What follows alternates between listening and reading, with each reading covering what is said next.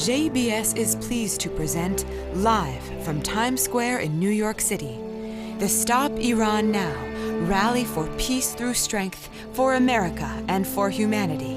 We hope you enjoy.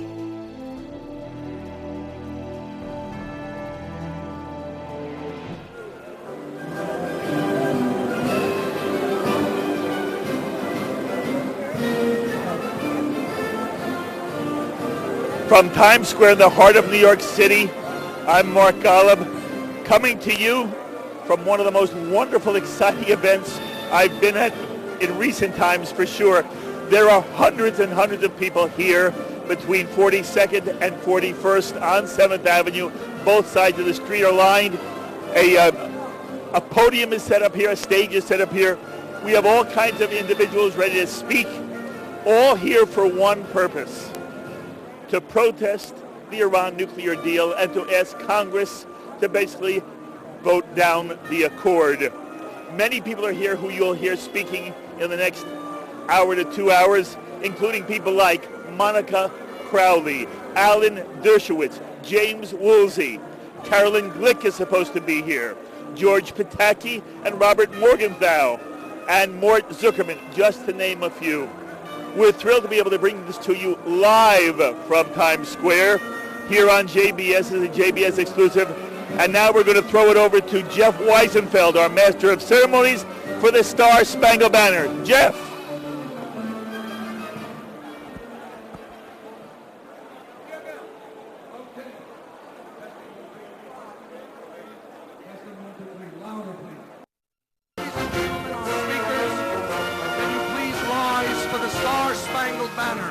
Join us in the Star Spangled Banner.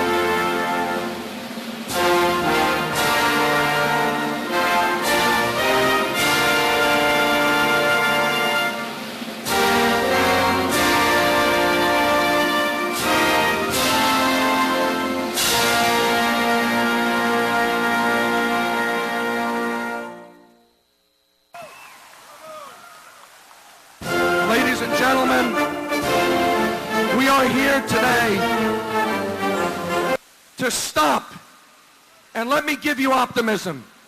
As this movement begins here in New York, we will stop this corrupt, debauched agreement of capitulation to the Islamist Republic of Iran. We will stop this agreement. Ladies and gentlemen, I'm pleased to present to you the former chairman of the Conference of Presidents of Major American Jewish Organizations, the co-founder of Boston Properties, the owner of the Daily News, the editor-in-chief of U.S. News and World Report, a great American, great New Yorker. Please welcome Mort Zuckerman.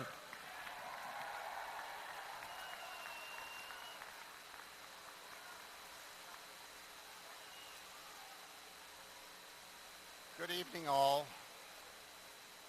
It's wonderful to see such a wonderful crowd. Coming from... No volume. Okay. It's wonderful to see... It's wonderful to see all of you here because we are all now faced with an extreme crisis. I speak to you with the conviction and devotion of a lifetime to the welfare of Israel. This means we have to stop the suicidal agreement that permits Iran to build a nuclear infrastructure. It is effectively the stopping of a terrorist state from going nuclear. What do you hear in Iran? Death to America, death to Israel, death to Jews anywhere. Their mobs chant it, their leaders mean it. This was made clear by Ali Khamenei, Iran's spiritual leader, who in a very recent speech said, "We will humiliate America. Death to Israel and death to America." This is a wake-up call that should sober the American public. He said, trade will not change Iran. The lifting of sanctions isn't going to make Iran a moderate country. So it is a false hope that lifting sanctions will make the regime of the Ayatollah more accommodating. They are now stronger, and it is almost impossible to placate the extremists, according to the New York Times. So, can Iran be trusted? You only have to ask the question to know the futility of it. Look at their history of defiance and deceit. Listen to the Arab countries such as Saudi Arabia, Egypt, Jordan, and the Emirates, and their hostility to Iran. As Israeli Prime Minister put it, when Arabs and Israelis agree, it is worth paying attention. Every day of the next 59, we have to make our voice heard in the Congress. It's called on to make a judgment as faithful as any in modern history. The deal does not avoid war. On the contrary, it feeds the flames of war and makes war with Iran more likely. It inspires any number of Arab countries, Saudi Arabia and Egypt, to race to get nuclear weapons on their own. What we have here are the seeds of a vast transformation of the balance of power, away from America's friends and towards America's enemies, and the United States must not contribute to that. It marks a potential turning point in American engagement in the Middle East that pivots from building regional security with a team of longtime allies such as Israel and the Sunni Arab states such as Jordan, Saudi Arabia, and Egypt, in favor of a balance between those allies and our longtime nemesis, Iran. Also, an imperial subversive Iran will not have to pay for this huge strategic gain by giving up its terror and subversion. The only payment that Iran makes for this huge strategic gain is postponement of its nuclear ambitions for a number of months. The administration must explain and spell out the logic of this strategic balance between our old allies and our potential new one, Iran, that this agreement seems to imply. We are told that it won't happen, that the agreement cuts off every pathway to the bomb. Okay, let me therefore put on the record, the most authoritative voice. This is President Rouhani, who negotiated this deal with our tireless Secretary of State, John Kerry, and the five big powers plus Germany. This is President Rouhani speaking back in Tehran after the handshakes in Vienna. At first, the United States wanted us to be limited to 100 centrifuges. Now we will have 6,000. That's the United States, wanted restrictions to end some 25 years. Now it's 8. The United States, first said we could only have IR-1 centrifuges. Now we can have IR-6, 7, 8 advanced centrifuges. They said, that is the USA, that the heavy water plant at Iraq was to be dismantled. Now it will remain with heavy water under these conditions. That said, that is the United States said, their nuclear plant in Fordo had to be closed. Now they will have 1,000 centrifuges there. Whatever we decide about the nuclear deal, we are letting the Iranian tiger out of the cage. We are ready to feed the beast by approving the release of $140 billion in frozen assets without any commitment on how it will be spent. What are we looking at? A day after Iran and the world power shook hands on this deal, Rouhani did a little bragging. No one can say Iran surrendered, he said. The deal is a legal, technical, and political victory for Iran. It is an achievement that Iran won't be called a world threat anymore. Hey, if that was their ambition, it was easy to make good. Stop encircling Arab states while inciting their Shiite populations. Stop menacing Israel with funding of your proxy Hezbollah installations with more than 100,000 rockets. Stop joining with Qatar in rebuilding the tunnels from Gaza. Stop the heinous war of words, the primitive blood libel of Jews.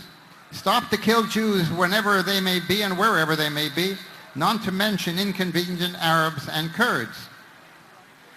As it is, the sanctions are set to end against Iran. Forget the snapback President Obama told us would happen at any breach. These sanctions took years to put in place and have run out, and will have run out after 10 years. Maintaining that will be very difficult. Only Congress can now stop what I believe will be an unmitigated disaster. But whether Congress votes yes or not, there is urgent work for this administration. Our friends among the Arab nations, along with Israel, feel betrayed. The danger to them, to the United States, and the wounds to our long friendships are such that our partners are looking for two things: a pushback against Iranian arrogance and deeper relations with America. I will quote Winston Churchill, who spoke to the Congress of the United States after Pearl Harbor. What kind of a people do they think we are? We say no, and I ask you to say no along with us. Thank you. Ladies and gentlemen, the police are very cooperative with us. However, you all on the west side of the street are blocking the road. And they have told us that if you don't move, they're going to shut down our sound. We have wonderful speakers. Please go to the areas that are allotted for us, because those who are protesting us will say they should be allowed to go where they want to go. So please start moving and listen to New York's finest. They're here to protect us. Please. All right, ladies and gentlemen, we're pleased to welcome two great journalists. On September 12, 2011, the day after the fall of the Twin Towers, WABC recruited John Batchelor to go on the air until Osama bin Laden was killed or captured. And John has been with us ever since. Monica Crowley is currently the radio host of the Monica Crowley Show, and she served as a foreign policy assistant to former President Nixon and has been on NPR's Morning Edition and many other journal publications and MSNBC. Please welcome John Batchelor and Monica Crowley.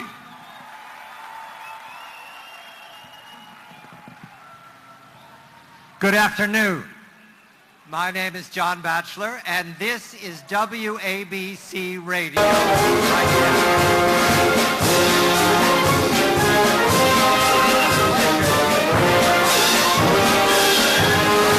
Certain city on the planet about what we're talking to, which is the Congress of the United States.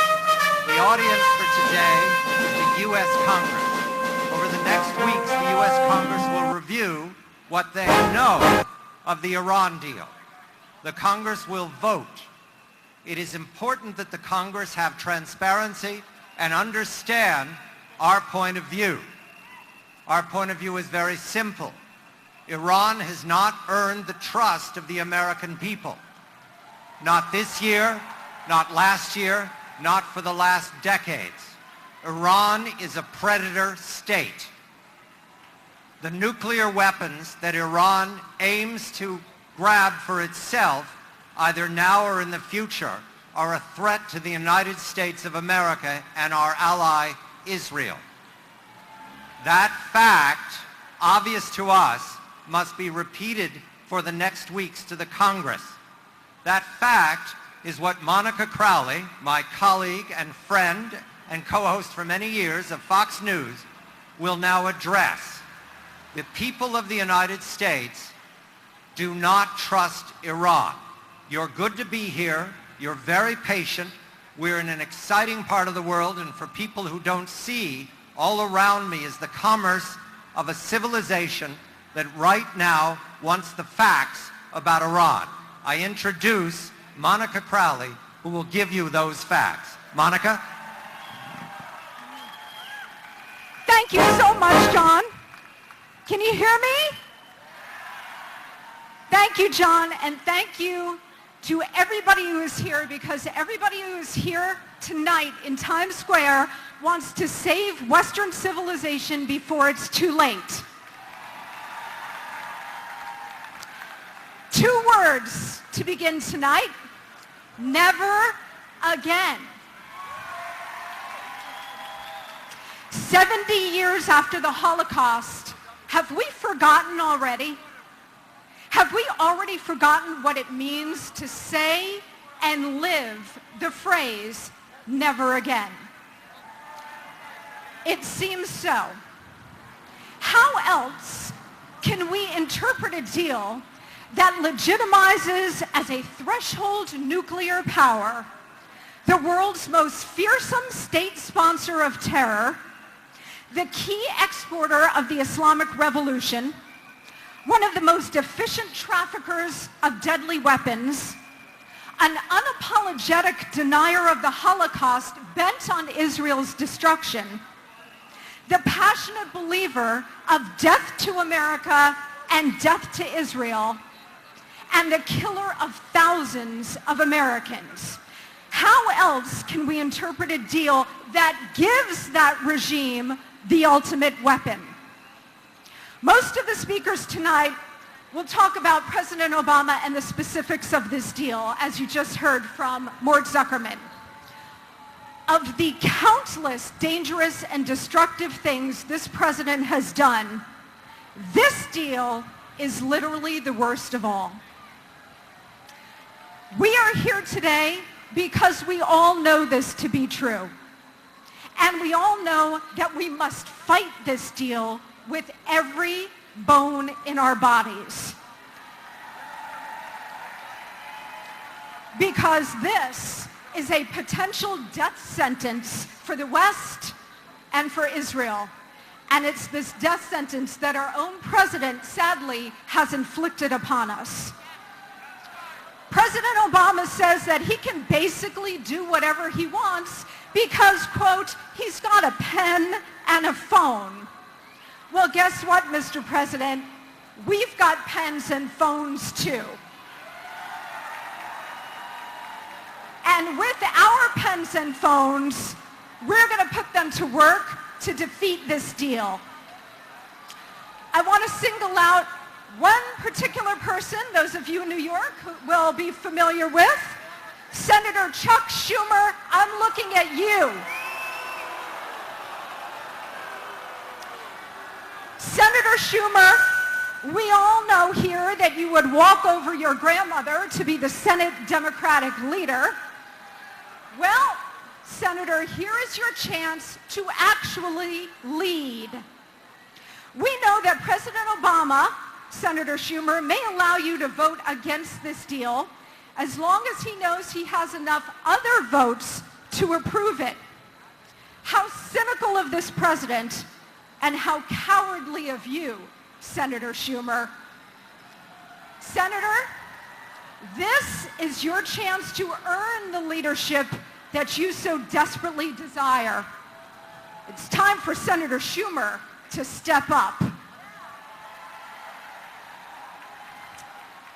But while we fight President Obama and Senator Schumer on this deal, we must also focus on the future, on those who may implement this deal down the road, and I speak here of Hillary Rodham Clinton.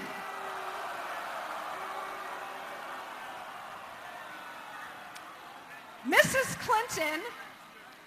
Clinton had no problem overthrowing our friend and ally, Egyptian President Hosni Mubarak, nor did she have a problem overthrowing Libyan leader Muammar Gaddafi, despite the fact that he too was supplying indispensable intelligence and help to us in terms of rooting out the Muslim Brotherhood, Al-Qaeda, and other Islamists and fundamentalist Islamic groups.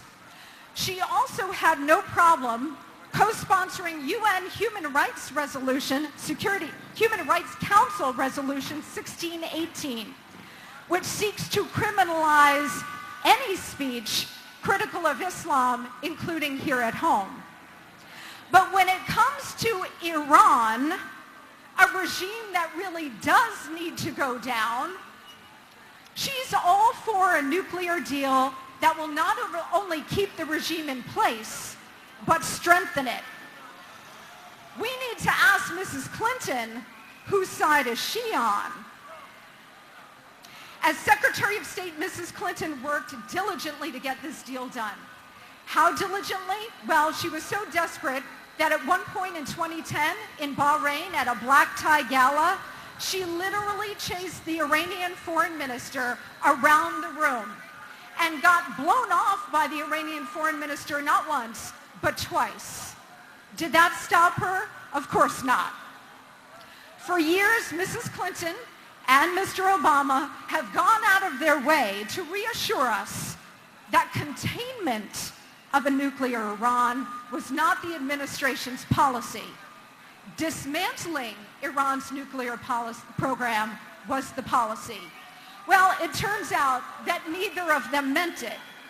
Shocking, I know. If this deal is approved, containment will be it.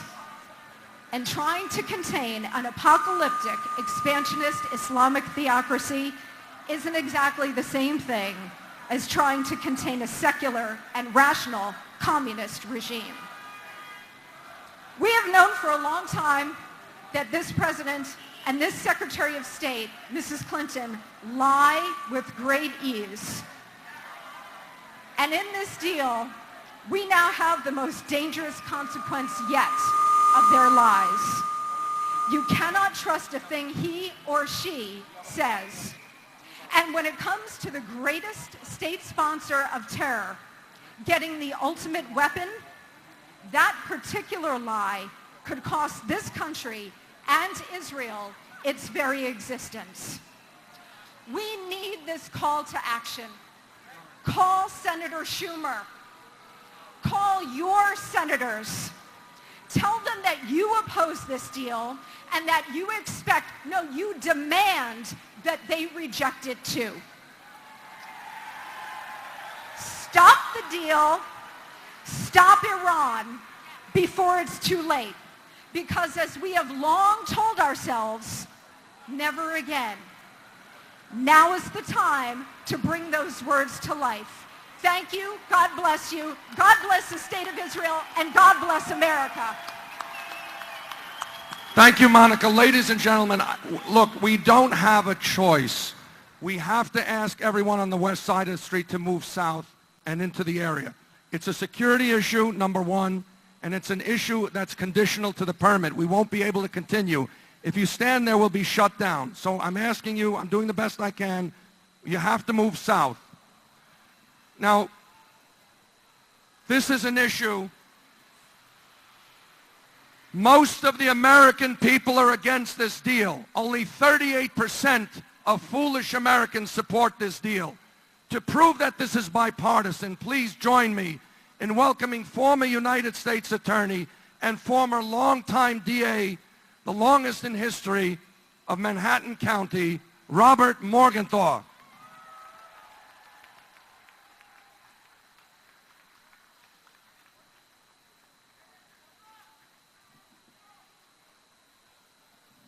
Please give Mr. Morgenthau, God bless him, heir to a fabulous family tradition of public service. Give him your full attention, please. Thank you. Afternoon, everybody. Today, America has before it a proposal that will end the international sanctions against Iran. The proposal is complex, and the negotiations have been tortured.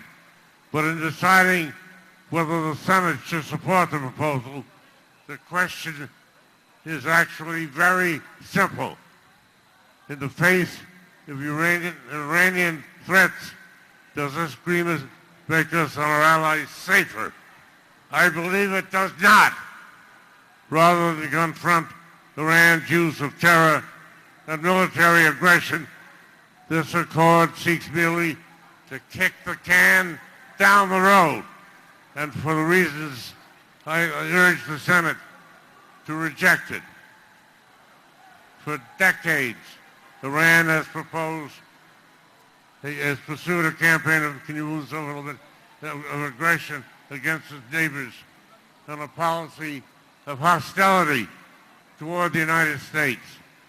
The bill in particular is well known. Iran is the primary source of funding for Hezbollah. In 2000, Iran was complicit in the bombing of the destroyer USS Cole. This rang a bell with me because when I was a young naval officer, my ship was sunk by German aircraft. I went to a new destroyer and my ship survived torpedoing by Japanese aircraft and 14 attacks by kamikazes. In Iraq, Iran provided explosive devices to insurgents to kill American soldiers. Today, as the U.S. attempts to withdraw from Afghanistan, Iran supports the Taliban. And of course, for many years, Iran, under the guise of developing a nuclear power capacity, has in fact been racing to develop an atomic bomb. In response to these threats, major powers have imposed major economic sanctions against Iran. Sanctions that froze billions of dollars of Iran's assets. It was not any desire for peace that drove Iran to the negotiating table. It was those sanctions, and now the administration favors a deal that would end those sanctions in exchange for Iran's promise to scale back its nuclear capabilities. There are two problems with that proposal. First, it doesn't go far enough to protect the world against the eventuality of a nuclear Iran. But secondly, the proposal would end the sanctions with no promise that Iran would cease sponsoring terrorism around the world. Perhaps even more alarming, though, are the provisions built into this agreement that would afford Iran the ability to continue its policies of aggression against its neighbors and terrorism around the world. The deal would lift the United Nations ban on Iran buying and even selling weapons after just 5 years. And after 8 years, the UN sanctions on ballistic missiles would be lifted. Meanwhile, the proposal would give Iran access to $150 billion, $150 billion in frozen assets. That provision is particularly galling. Over the years, survivors of Americans murdered in Iran's terrorist acts have sued Iran and often won large judgments. Iran refused to pay. I fail to see the logic in returning those embargoed funds without first requiring Iran to make good on the debts it owes to those survivors.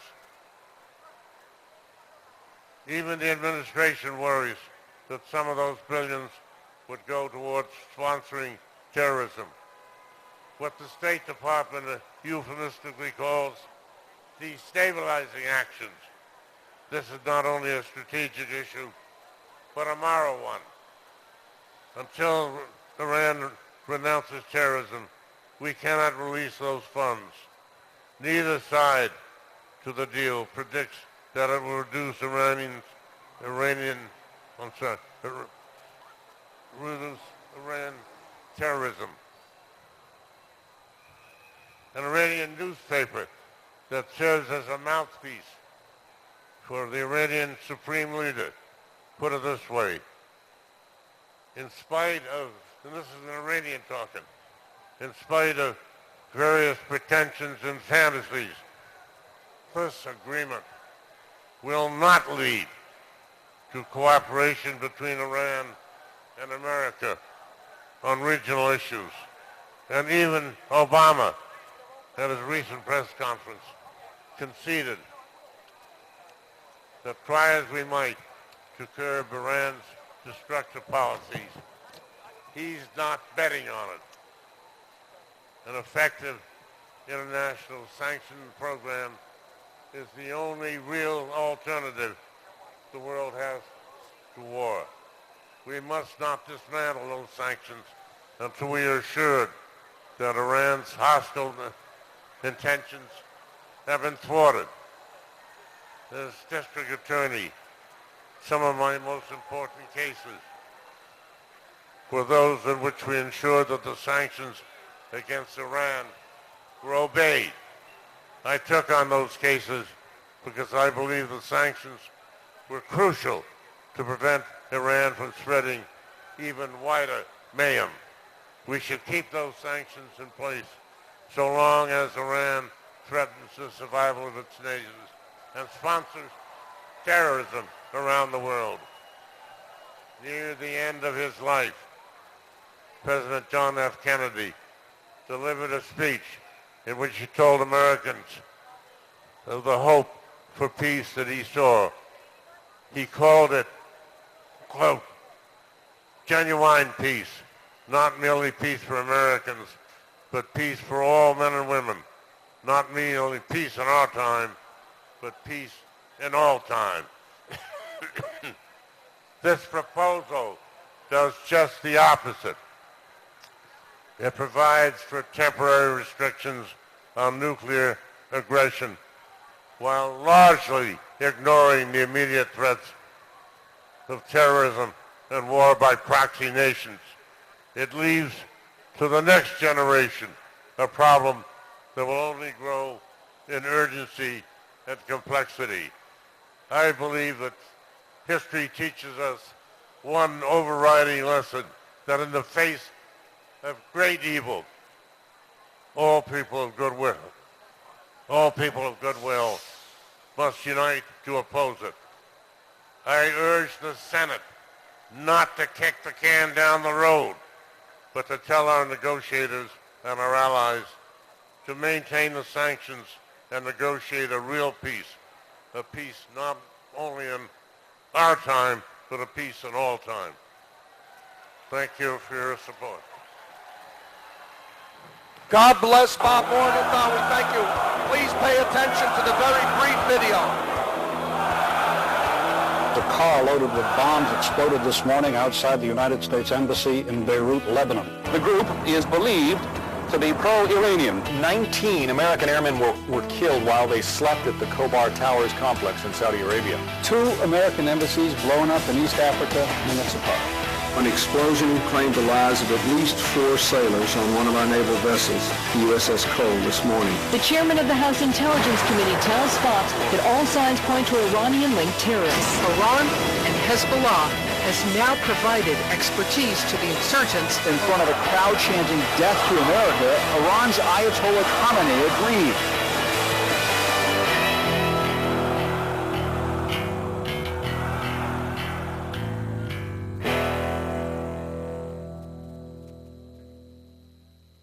Turn it up. Ladies and gentlemen, I will miss some people, but please let me recognize a few. The state chairman of the New York State Conservative Party, Michael Long, is with us. Assembly member Dov Hikind, the great hero. Assemblyman Michael Simanowitz of Queens.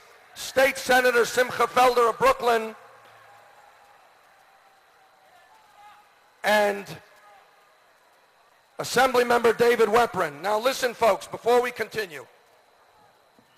We have to understand, how are we going to beat this horrible deal? How are we going to run it into the ground and close it down? Now please listen carefully, because if we leave here tonight and the people of America are not inspired by us and all of you and all across the country, here's how it will work. Senator Schumer, Chuck Schumer, where is Chuck? You're there always. We see you every Sunday, but not this past Sunday. You're there for cereal prices. You're there for powdered alcohol. You're there for every mishegas. Where are you for this? Now let me tell you something. Ladies and gentlemen, we all received the letters from Senator Schumer and our Congress members, and you all got the phone calls, right? Here's the thing. We need 13 Democrats in the Senate and 43 Democrats in the House of Representatives to kill this evil, debauched, capitulatory deal to the evil Republic of Iran. Now, Monica Crowley alluded to the cynicism, the outrageous behavior of this administration. What do I mean? Now, I'm going to tell you how I have the information so no one should think I made it up. I belong to AIPAC. But I know the big donors at AIPAC, those who are able to really support AIPAC in a big way. And they have let out the following. Anthony Blinken and Valerie Jarrett, they will be rounding up the votes. And here's what they will do, these cynics. They will discern if there are enough Democrats who reside in districts where Iran and our physical destruction is not issue number one. And then the White House will tell Congressman Israel, Congresswoman Nita Lowey, Congressman Jerry Nadler, listen, you guys, you can go vote the way you need to. We got the votes. Now I'm going to tell you something. Our New York Congress members, they were there in the fight for civil rights. They were there in the fight against apartheid. They're there for the farmers. This is our civil rights, our right to live. It will not be enough. It will not be enough if those Congress members say that they are opposing the bill because they got permission from Valerie Jarrett and Anthony Blinken. They better get their tuchuses moving and tell their fellow members, we demand that you kill this bill. Now, Senator Schumer,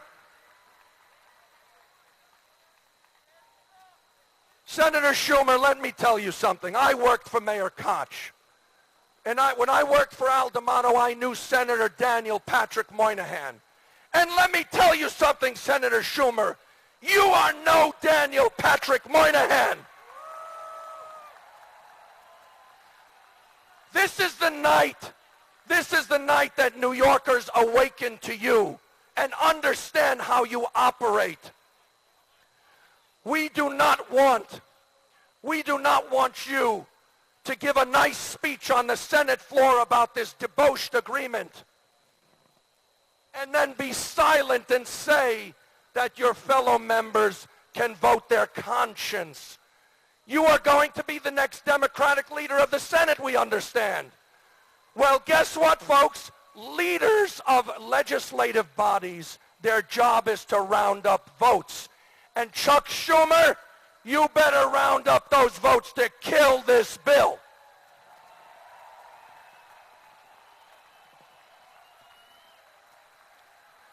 And let me tell you something, folks. This is the day to remember. This is the day. Chuck Schumer has two choices. He will round up the votes in the Senate to help kill this agreement before it kills us and our allies, Arab and Israeli and all over Western Europe. If he doesn't do that, we will remember. Remember, folks, New Yorkers get bored pretty quickly with their elected officials. Al D'Amato had 18 years. Well, guess what? This is Chuck's third term. If you don't do it, Chuck will be plenty bored. We'll throw you the hell out. This is it for you, Chuck. However, However, as we say in the high holy days, there is a chance for redemption. You could be Churchill. You could be Daniel Patrick Moynihan. You could arise and say, Mr. President, ladies and gentlemen of the Senate, my fellow Americans, this deal is a danger to me, to my daughters, and I condemn it, and I want my colleagues to vote with me and kill this deal. The choice is yours, Senator Schumer. Chuck, this is your moment. This is your time to make the decision.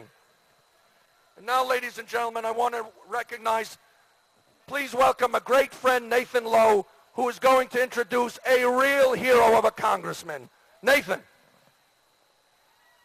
Thank you, Jeff.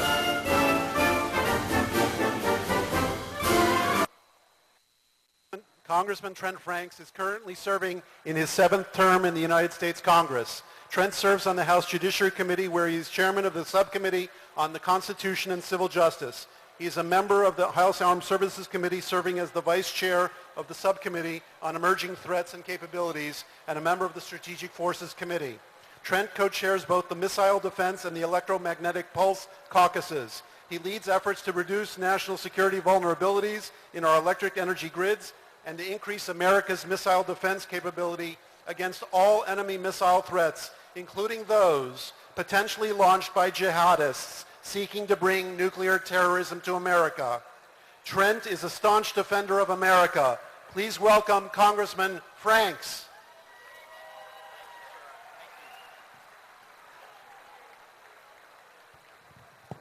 Well, I'm from the government and I'm here to help you. But I hate to follow a guy like Jeff. You know, the very first responsibility of this nation's government, and especially its commander-in-chief, is to protect America's national security. It has been a long-standing policy of this United States to never negotiate with terrorists or their sponsors. And consequently, the West imposed sanctions on the Islamic Republic of Iran with the absolute commitment that those sanctions would only be dismantled when Iran's nuclear weapons program was dismantled. But Barack Obama completely ignored that original commitment when the pressure from those sanctions brought the jihadist government of Iran to the negotiating table. He blindly accepted whatever Iran put on the table, and he completely forgot who was at the other end of that table. And he proceeded to capitulate on every red line and every minimum requirement that both he and the United Nations had required. He has now squandered away every form of leverage that we had against this theocratic radical regime, which has broken every promise it has ever made. And in return, Mr. Obama got another rope-a-dope, duplicitous, unverifiable, and astonishingly unenforceable promise from Iran to temporarily slow their inexorable advancement toward nuclear weapons. President Obama's insane agreement legitimizes and empowers Iran's anti-American jihadist government. It appears, and he lifts all sanctions. It lifts bans on Iran's weapons, its imports, ballistic missile programs, allows Iran a protected protocol to enrich uranium and research even more advanced centrifuges. It gives them tens of billions of dollars with which they can continue to spread their terror and destabilize expansionism throughout the world. It allows them to continue their human rights abuses. It allows them to illegally hold American citizens hostage, and it allows their entire nuclear infrastructure to remain intact. All the while, the supreme leader and ultimate Iranian authority is publicly reaffirming his hatred towards the United States and publicly leading throngs of his supporters shouting death to America and death to Israel. Now, did I get that right? Did I get that right? That can't be right. That would be a deal far worse than the deal Bill Clinton made with the police state of North Korea that allowed them to develop nuclear weapons. My speechwriter says I got that right. Now he's saying that in an arrogant attempt to solidify this insane agreement, that the President of the United States, sworn before God to uphold the United States Constitution, has just orchestrated a vote right here in New York to approve the Iranian nuclear deal and subordinate the sovereignty of America, the United States Constitution, and the United States Congress. Wow. You know, ladies and gentlemen, I'm afraid that the Iranians have been watching Barack Obama for a very long time. And when he stood idly by and knowingly watched as thousands of innocent civilians in Iraq were either butchered, tortured, raped, beheaded, crucified, or burned alive, the Iranian leaders knew that they had nothing to fear from Barack Obama. So they came to the table with nothing and walked away with everything. And now, instead of making sure Iran never gets a nuclear weapons capability, Mr. Obama's politically motivated peace in our time deal empowers this and the most dangerous sponsor of terrorism on this earth, and now places them on a sure path not just to obtain a nuclear weapon, but an entire nuclear arsenal. So let me leave you all with this just one message. Ladies and gentlemen, there are only two mortal ways to affect America's critical policies. We can either elect the right leaders, or we can beg failed leaders like Barack Obama to do the right thing, as we've done in vain for the last 6.5 years. If Congress is not able to turn back this madness, if we do not elect a Republican president who will change this deal drastically in the future, Barack Obama is now on trajectory to be remembered as the father of the Iranian atomic bomb and as the one who ultimately nuclearized the entire Middle East. Now, there have been 34 vetoes in the history of the United States of a foreign policy bill by a president. Only 2 of those were overridden. By the grace of God, this nuclear agreement with Iran will be the 3rd that will be overridden. And folks, for the sake of our children and for future generations, God help Congress to do just that, to reject this treacherous deal, and God help us all to focus on the unspeakable importance of the coming elections in America. Shalom.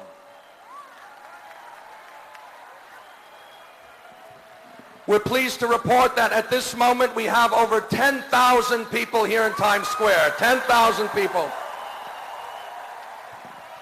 And I would venture to say that 95% of them are constituents of Senator Chuck Schumer.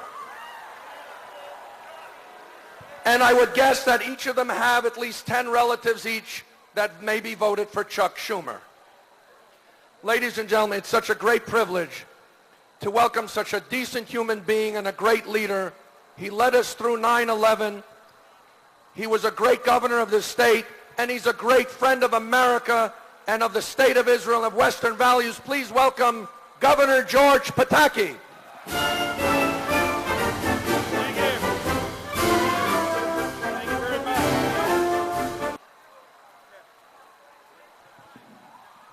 Thank you very much, and thank you, Jeffrey, for that introduction and for organizing this rally, this event this evening. And I want to recognize as well my dear friend Bob Morgenthau, who spoke earlier. You know, Bob is a Democrat, I'm a Republican, but Bob is a patriot, and he is an American first. And we're here this evening not as Republicans or Democrats, not as Christians, Muslims, or Jews. We're here as Americans to speak with one voice, to say, stop Iran now, reject this deal, and let's speak loud enough that they hear us in Washington right now. You know, throughout the negotiations, we heard the Obama administration and Obama say, no deal is better than a bad deal. Well, this isn't a bad deal. This is a god-awful deal. It must be rejected. Congress must do its job and stand up for the American people, stand up for our safety, and say no to this Iranian deal. You know, think for a minute about what Iran gets. Iran gets a pathway to nuclear weapons. Iran gets a pathway to intercontinental missiles. Iran gets relief from global weapons sanctions. Iran gets hundreds of billions of dollars in economic relief. Iran gets to continue as the #1 state sponsor of terror in the world. What does America get? We get more parades and chants of death to America. What does Israel get? More parades and chants of death to Israel. What does the world get? More terror at the hands of the #1 sponsor of state terror. We don't even get our 4 hostages back. We get a piece of paper from a regime that has never honored its word since it was created.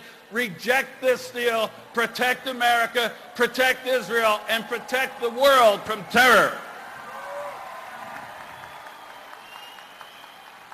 You know, I was governor of this great state on September 11th. And I learned a lesson on that date that I thought none of us would ever forget. I saw that morning thousands of New Yorkers not running from the towers, but running to that scene. Firefighters, police officers, EMTs, civilians from all walks of life running to help their fellow citizen, their fellow American.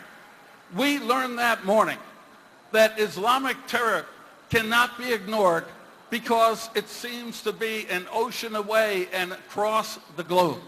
We learned that morning that Islamic terror, wherever it is a threat to us right here in New York and right here in America. Too many have forgotten that lesson. I will never forget that lesson. We must stop Iran from ever having a nuclear weapon. We must stop ISIS from planning and organizing attacks here. We must stand up for our safety and the safety of our allies, like Israel. And let me say a word about Hillary Clinton. She has embraced this agreement. She was senator here in New York on September 11th. She met with the families of those 343 firefighters who died. She saw the pain and the anguish and the suffering. She saw the lesson of not dealing with radical Islam before they can attack us here. Hillary, let me tell you one thing. America does not need, as our next president, another appeaser-in-chief. We need a commander-in-chief who will stand up and say Iran will never have a nuclear weapon. You know, this administration acknowledged that of those hundreds of billions in economic relief, their military will get some of it. We know it's more than some. They will have tens of billions more to carry out their terror. And what did their chief spokesperson say? Yes, we know they will continue their bad behavior. Bad behavior. Well, bad behavior is dropping a paper on the ground or crossing a street illegally, overthrowing the Yemen government and killing thousands of civilians is not bad behavior, it's terror. Being complicit in the death of over 1,000 American soldiers in Iraq is not bad behavior, it is a crime against America. Helping Hezbollah and Hamas to launch rockets against Israeli civilians is not bad behavior, it is a war crime. Helping Assad use chemical weapons to kill his own citizens is not bad behavior, it is a crime against humanity. This administration is giving hundreds of billions, knowing some of it will go to additional crimes against humanity. How bad is that? Neville Chamberlain would not sign this paper. Congress must reject it. We must stand together and say, stop Iran now, no to this deal. And by the way, when Congress votes down this deal, take a look at what this president did just this week in rushing the deal to the UN Security Council on Monday. Barack Obama signed the law giving Congress 60 days to reject this deal. Then within 6 days, he binds the United States to allow the Security Council resolutions against Iran to be dissolved. To me, that may well constitute a violation of his oath of office, and Congress should take a look at that as they reject this deal. I want to thank all of you who are here this evening standing up for our safety and our security and that of our friends like Israel. I want to thank all of you who have ever put on the uniform of our country or the country of any of our allies, risking your lives to defend our freedom. I want to say one word to this administration, which has now decided that in the face of Islamic terror in Chattanooga, our Marine recruiters should take off their uniforms so they can be safe in America. Do not bow down to Islamic terror anywhere, let alone in the United States of America. Don't have our Marines take off their uniforms. Have them put on their guns, and we will be a far safer country. This deal poses an enormous threat to our safety and security here in New York. This deal poses an existential threat to the existence of the state of Israel. This deal guarantees an arms race in the Middle East. This deal guarantees more world terror and a less secure world. This is a bad deal. Republicans, Democrats, remember first your Americans say no, stop Iran now. We will be safer, the world will be safer, and our children will have a better future. Thank you. God bless you, and continue the fight. Thank you. Thank you, Governor. Please observe. I want to take this opportunity once again to speak directly to the people and leaders of Iran. Nowruz Mubarak. Iran's highest officials, including Supreme Leader Khamenei, have said that Iran is not developing nuclear weapons. Do you think Tehran can be trusted? Certainly not. The mullahs are masters of deception and duplicity. You know full well that Rouhani himself acknowledged during the election campaign that he had deceived the West in order to continue the nuclear activities inside Iran. ما متوقف کردیم، ما کامل کردیم فناوری رو. روزی که من پرونده رو ترک می‌کردم 1700 خورده سانتریفیوژ آماده ما داشتیم. روزی که من پرونده رو تحویل گرفتم 150 تا داشتیم. They are not to be trusted. Iran not only defies inspectors, it also plays a pretty good game of hide and cheat with them. The information indicates that Iran has carried out activities relevant to the development of nuclear explosive device. As the head of this organization, what else can I do? Can I sit on this information? That's why I said it is my duty to alert the world. If Iran seizes this moment, this Nowruz could mark not just the beginning of a new year, but a new chapter in the history of Iran and its role in the world, including a better relationship with the United States and the American people, rooted in mutual interest and mutual respect.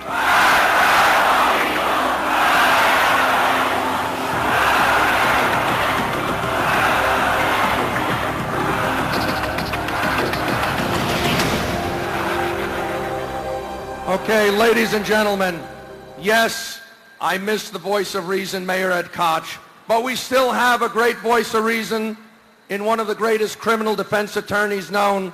Please welcome Alan Dershowitz. Thank you very much. I am thrilled to be here at this bipartisan opposition to a very, very bad deal. And the opposition must be bipartisan. This is not a bad deal only for Republicans and conservatives.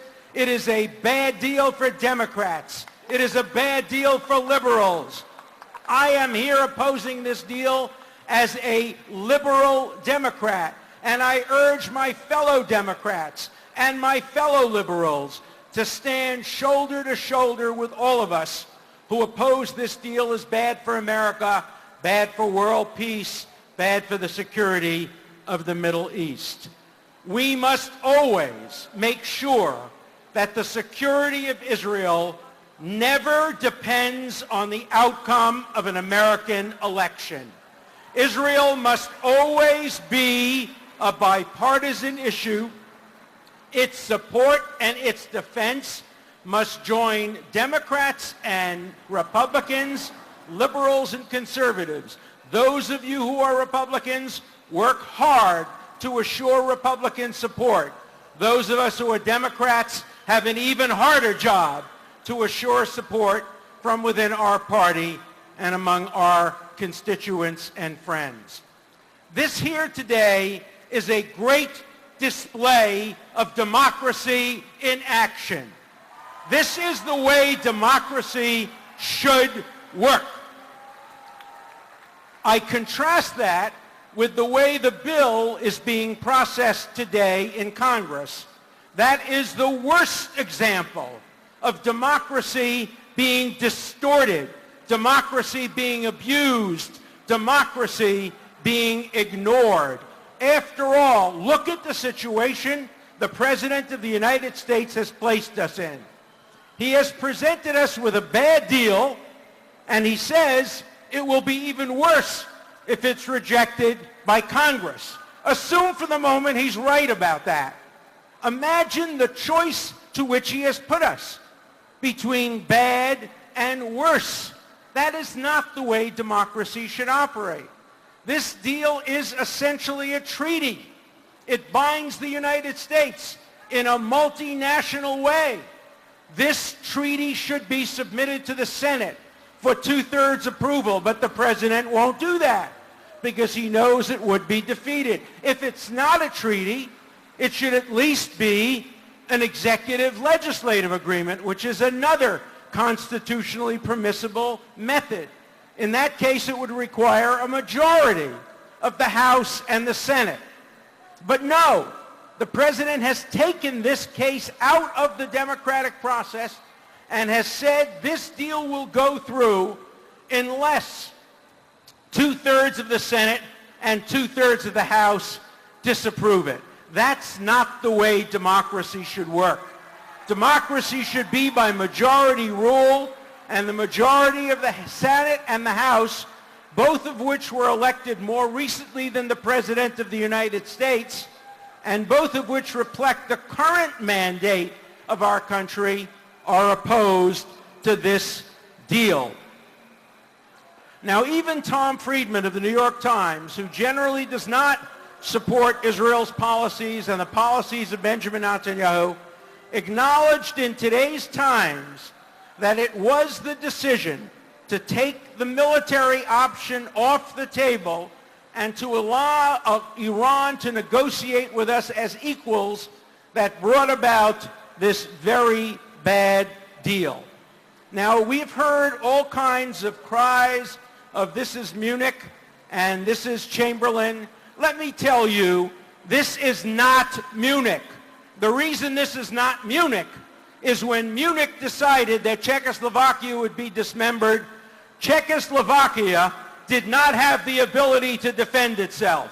And when the President of the United States tells Israel that it may be subject to the nuclear whims of Iran, the state of Israel does have the ability to defend himself.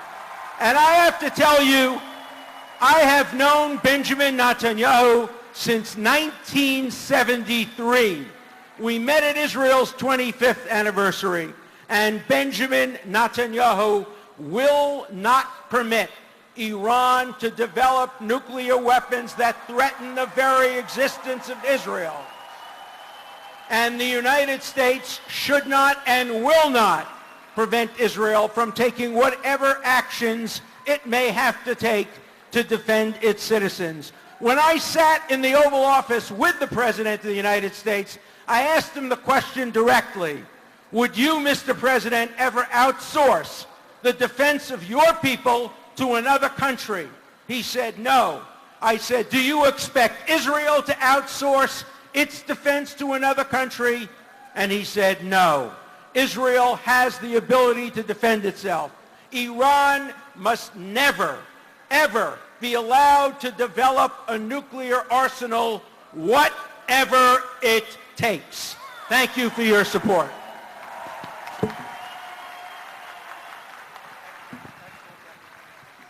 Thank you, Professor Dershowitz. Thank you. I would just like to recognize Ed Cox, the chairman of the New York State Republican Party, Betty Ehrenberg, representing the World Jewish Congress, Jeff Levine, representing the Jewish National Fund, Malcolm Hoenlein, the executive vice president of the Conference of Presidents of Major American Jewish Organizations. And now I'm pleased to introduce another great Democrat, James Woolsey, a great American who served our country for so many years, is now the chairman of the board for the Foundation for the Defense of Democracies, former CIA director. He was ambassador to the Negotiation on Conventional Arms Forces in Europe. Many, many great positions. A great American, so qualified to speak on the demerits of this terrible agreement. Please welcome James R. Woolsey.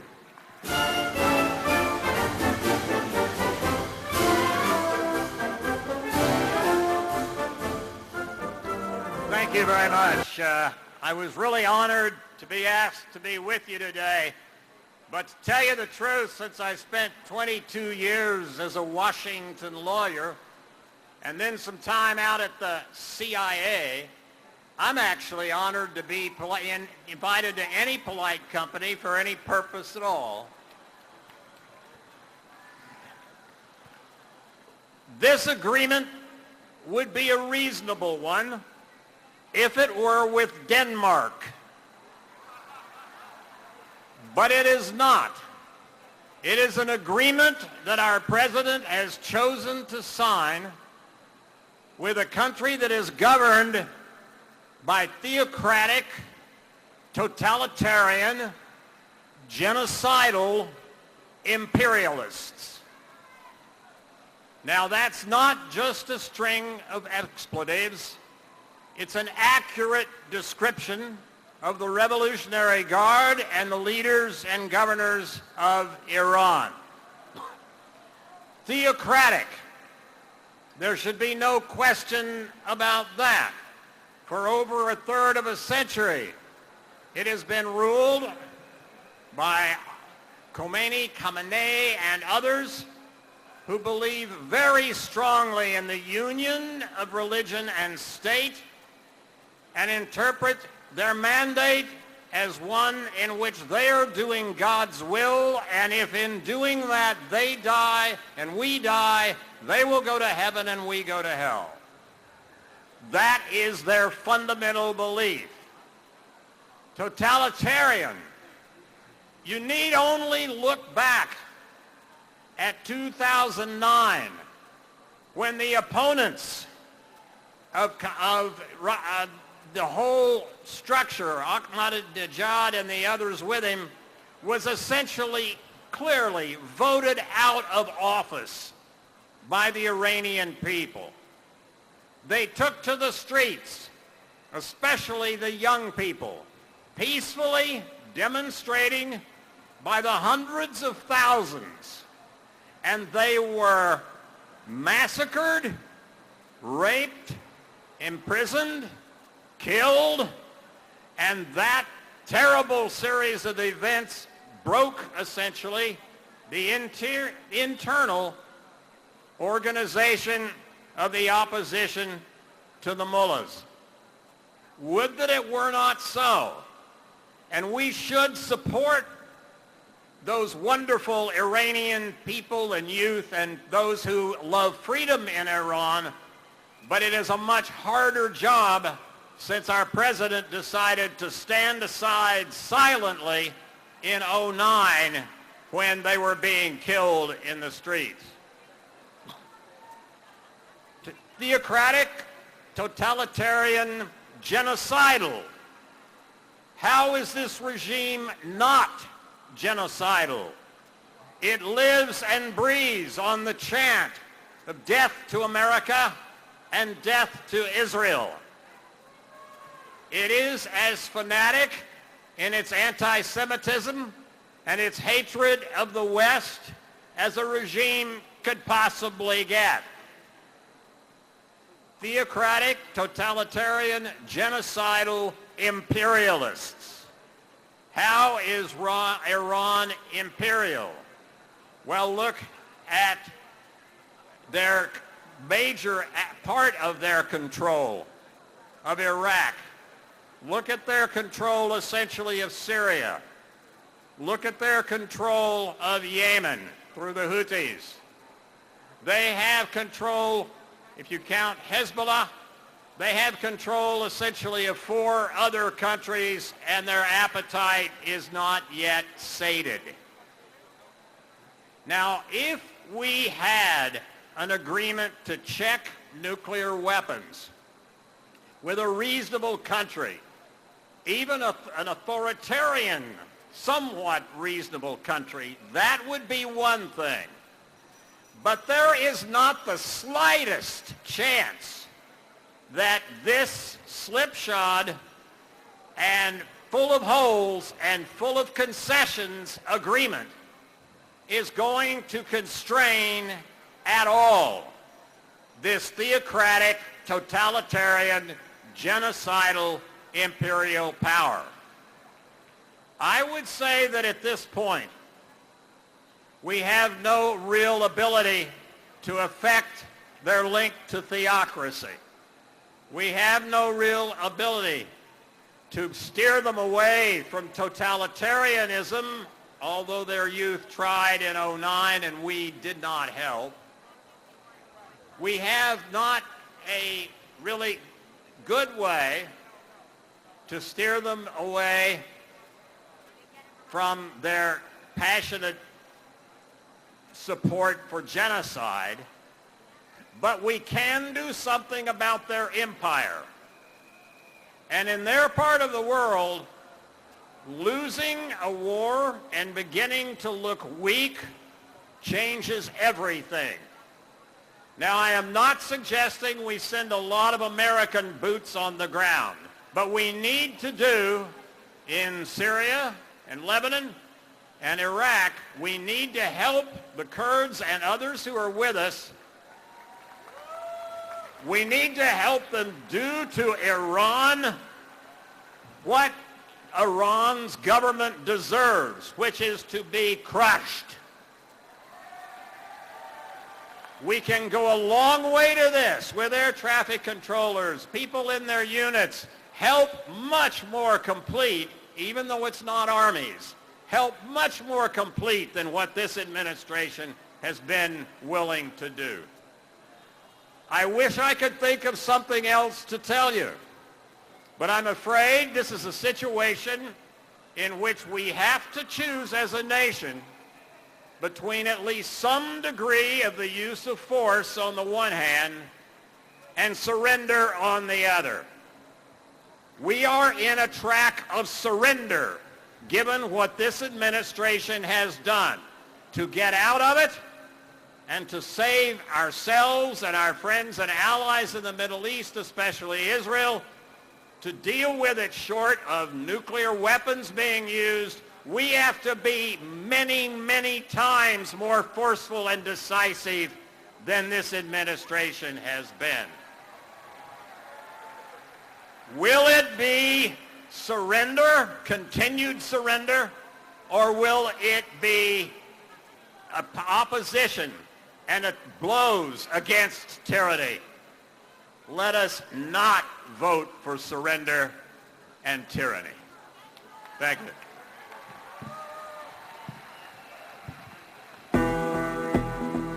Please pay attention to the video.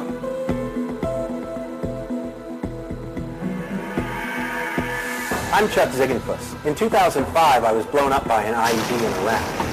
I'm going to give you 4 reasons why we shouldn't trust Iran to honor any agreement.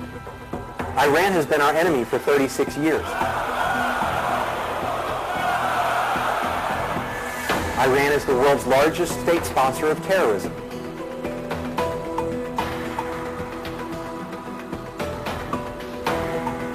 Iran has cheated on every nuclear agreement they have signed.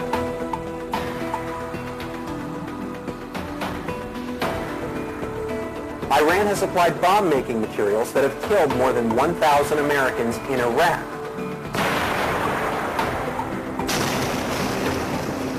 I wouldn't trust Iran to honor any deal, even if they pinky swear.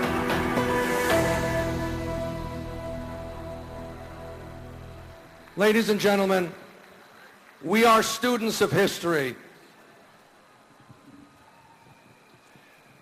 I want you all to know that Secretary of State John Kerry,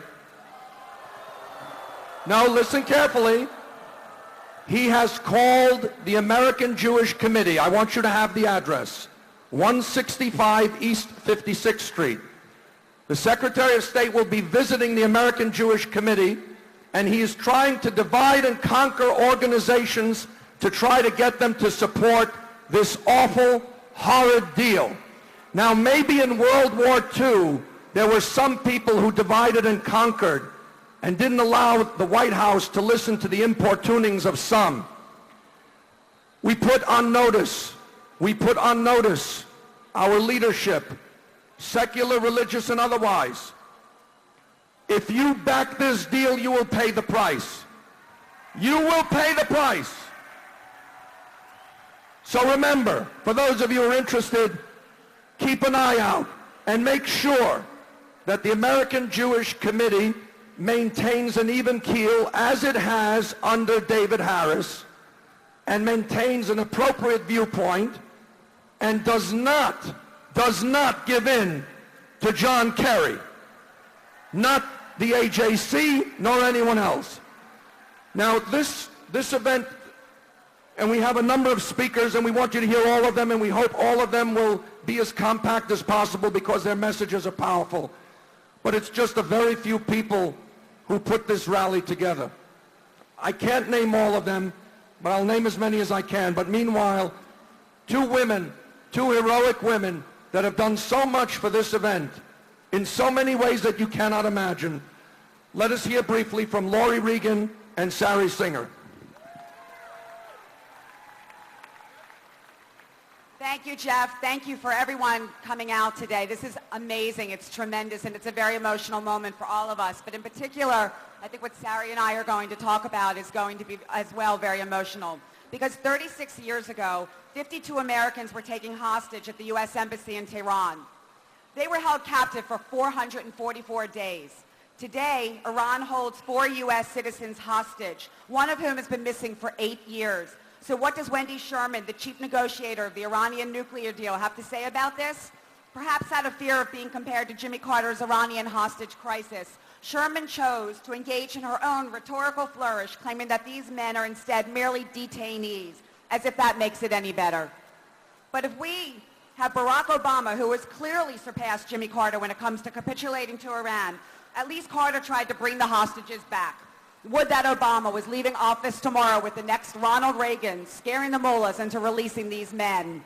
Instead, we have Obama feigning concern as he demands their immediate release, immediately after caving into the Iranians.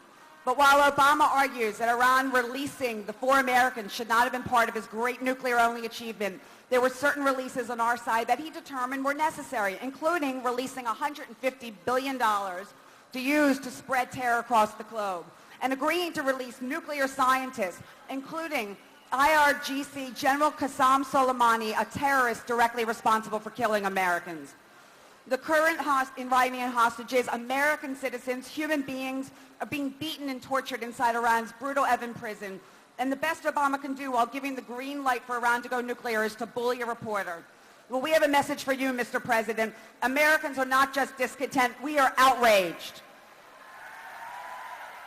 We are outraged that when you finally took to the airwaves yesterday to proclaim that you will work hard to get these men released, you couldn't even pronounce their names properly. We are outraged that these 4 American citizens and their families continue to live in a nightmare. As Christian Levinson, the wife of Robert Levinson, said, a nightmare that must end. You, Mr. President, have become our national nightmare. We are here to tell you that the American people have woken up. Today, we will not just mention their names. We will take a moment to recognize these brave individuals, proud Americans, and send our thoughts and prayers to them and their families for their safe and speedy return. Jason Rezaian is an American-Iranian Washington Post reporter who was arrested in Tehran 1 year ago. Jason's brother recently told a reporter he knows that he is innocent. He knows that he's been there longer than any American journalist ever, and there's no justification for it. Saeed Abedini is an American-Iranian Christian pastor who was convicted in 2013 and sentenced to 8 years in prison. His wife recently stated, I appreciate that they're being discussed on the sidelines, but they're still not home. Where's the action? Where's the result? Amir Hakmadi is an American, a former Marine who has been in prison and tortured since 2011. Although he is the first American to receive the death penalty in Iran in more than 33 years, this was ultimately reduced to 10 years, but he is not in good health. Finally, Robert Levinson, a retired FBI agent, disappeared in March of 2007 while in Iran working for the CIA. Unlike Obama's Herculean efforts to get deserter Bo Bergdahl released, American patriot Levinson remains missing. It is mind-boggling how President Obama negotiated a deal with a terrorist regime that had been brought to its knees and was in a weak position from the get-go, yet chose to ignore these 4 individuals and their dire predicaments. To Jason Rezaian, Saeed Abedini, Amir Hakmadi, Robert Levinson, and their families, our thoughts and prayers are with you. God bless you all.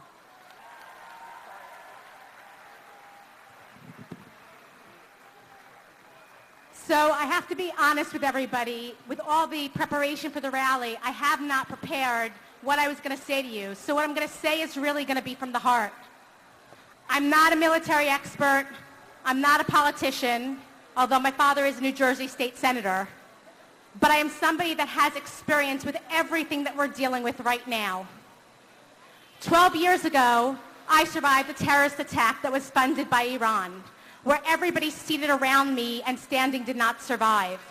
This is something very personal. There are thousands and thousands of us all around the world that have been directly impacted by terrorism that was funded by Iran, and this deal will continue to fund that global terrorism. All of you here today, you are standing here as a voice for all of us that are victims of terrorism around the world. You are standing with us strong and sending a message that you want to be there for us and stand with us so that nobody else should go through what we've been through. A terrorist attack happens in an instant, but the impact lasts a lifetime. And I can tell you from personal experience that the impact is long-term and it's ongoing.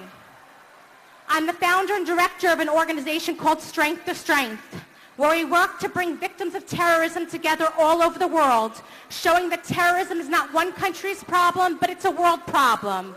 And we all must come together to combat the hate in the world, the terrorism that inflicts all of us. All of you here are standing strong together with the thousands of us and the thousands more who are family members who live with that impact of what they've been through. In memory of all these innocent individuals who have lost their lives, I would like us to have a moment of silence.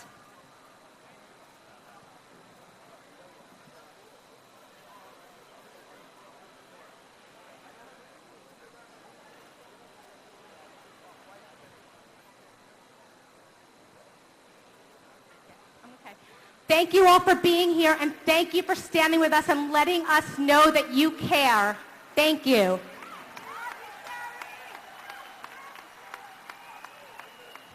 Richie, come over here. I want to introduce you to my buddy, Richie Allen. Richard Allen, the president of American Corporate Benefits.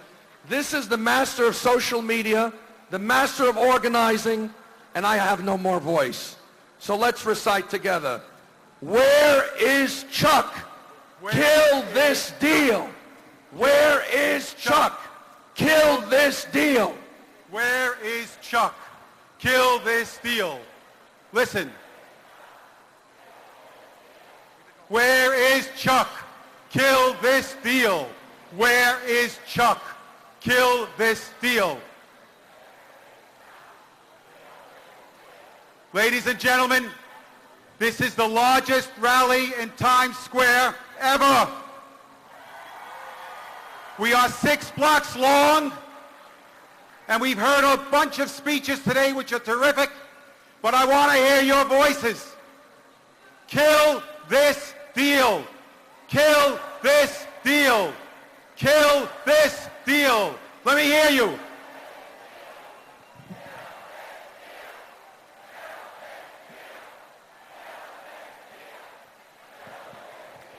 They're going to hear us. They're going to hear us. Chuck Schumer is going to hear us. Jerry Nadler is going to hear us. Every one of these representatives that we have that are playing a game, saying they're studying it, go to our website, stopiranrally.org. You will find the agreement. Any simple person can read it. It's not technical. It allows everything. It gives everything away. Do you know that that agreement makes America a guarantor of the security of Iranian nuclear facilities? Can you imagine? Can you imagine that it says that America will help Iran secure all of their nuclear facilities against cyber attack? Can you believe that? Exactly. I want everyone to call your congressperson, call your senators. Don't stop today. Tomorrow, get on the phone every day and let them know they have to kill this deal. Ladies and gentlemen, I'm proud to introduce today Kevin McCullough, who's a radio personality on 1,200 radio stations across America. Late last week, Kevin McCullough on his show, a national show, spent an hour telling his listeners to get here in Times Square today. By bus, by plane, if you have to walk, get here. Well, many of you have come. I want you to give a big hand to Kevin McCullough. Hello, Times Square! Kill this deal! Kill this deal! Kill this deal! Let's make sure we make them kill it. Why are we here tonight? We're here tonight for a couple of reasons. One, we know what Iran is. We know that Iran is the biggest exporter of terror in the known world today. We know that they have repeatedly threatened the United States of America and Israel, our closest and most important ally in the world. We know that Iran has been the driving force of most of the current violence against Israel through their surrogates in Hamas, through the border war in Gaza, through the activities in Syria. We know that Iran is bad, bad news. We also know they're willing to work with the worst creatures on earth, North Korea, Russia, China, and Syria. We also know that Iran has never kept their word in the modern era on any given agreement. We know that they've never stopped working on their nuclear goals, even while we negotiated this phony, terrible, horrible, no good deal. Now, what about the U.S.? We know a couple of things about ourselves. Friends, we know that the United States of America is at a crossroads of history. We know that we're about to secure our children's future. But here's the question. Here's the question, Times Square. What kind of future will that be? We have the technology and the means to say to the rest of the world, we will or will not work with you. We have the ability to guarantee greater peace and safety and security. But have we lost our will to do that? Or at least our leaders in Washington, have they lost their will? It appears we may have. Our leaders have been feckless when the world looked to them for abject strength. So tonight, my friends, I want to ask you to do something tonight. I came to Times Square with this really odd-looking baseball cap. It's not very fancy. It stands for my 5-year-old's kickball team. My 5-year-old who plays on a kickball team with other children who are Jewish and Asian and Hindu and Latino and black. And yes, there's a couple of white kids on the team as well.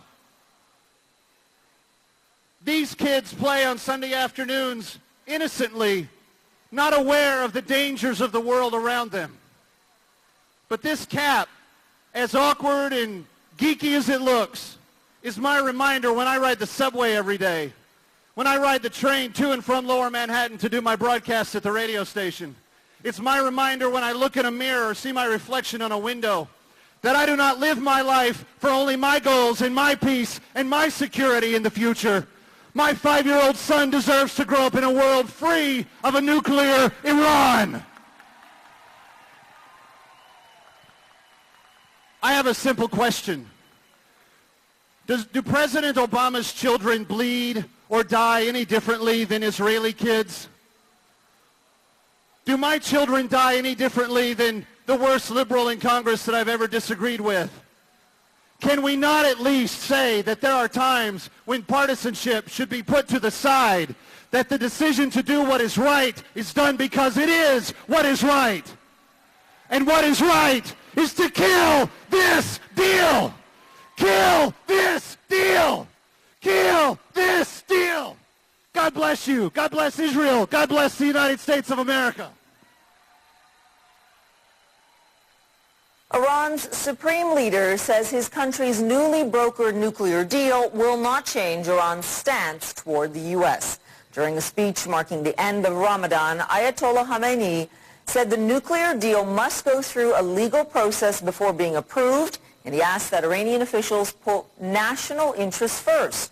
The supreme leader declared that Iran will continue to support Syria and its other allies, whether the deal is approved or not. Our policies will not change vis-à-vis the arrogant government of the United States at all.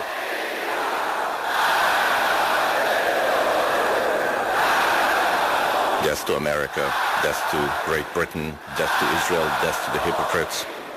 The hypocrites meaning the MEK, and finally death to Israel. As we have repeated multiple times, with the United States,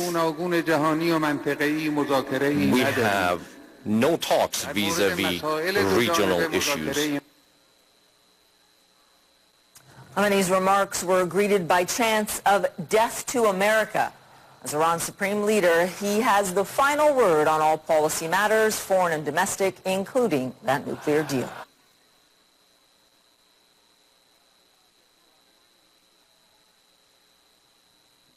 Okay, ladies and gentlemen, first of all, just a brief mention. A man who served the city for 40 years, longest serving city council member, former council member Morton Povman. And we welcome another of our sponsoring organizations, represented by Rabbi Abraham Cooper of the Simon Wiesenthal Center. Just a quick quiz, because I want to make sure that you all go home and tell your friends and families, all 12,000 of you, you call Senator Schumer's office and you tell him, the agreement is online. Everyone on my committee read the agreement. It took us 2 hours. A high school student can read the agreement. Any Congress member who tells you that he or she must study the agreement, consult, get recommendations, this is a lot of garbage. Garbage. Did anyone have to study the edicts of Hitler? Did anyone have to study Soviet criminal law? These are things that can be read very easily. So remember, I also want to tell you there were several local elected officials who enthusiastically desired to join us besides those that I recognized, and who were told by their county leaders and by several Congress members that they better stay away from here. These are your representatives, my friends, your representatives. So we ask again, Senator Schumer, where is Chuck? Stop this deal. Where is Chuck? Kill this deal. Kill this deal. Where is Chuck? Remember, Chuck Schumer is always there. We're not going to believe you, Chuck, if you give a good speech on the Senate floor and vote against the deal, but you don't lobby the entire Senate with all the strength you have, and God knows you're persistent. Nobody would want to stand between Senator Schumer and a TV camera. If he wants to stop this deal, we know damned well that he can do it. We know Chuck can stop this deal. We know Steve Israel and Nita Lowey and Gerald Nadler and Kathleen Rice and all the rest of them, if they say to their colleagues, this is our civil rights issue. We want our children to live. And that's what you have to do if they don't stop the deal. Throw them all out. Throw them out. The way Ed Koch punished President Obama in Queens County just a few years ago. Ed Koch knew how to do it. And we better remember the lessons of Mayor Ed Koch. And now I'm pleased to introduce one of the greatest people in Jewish journalism, author of so many books and other publications, the brilliant, the beloved Caroline Glick.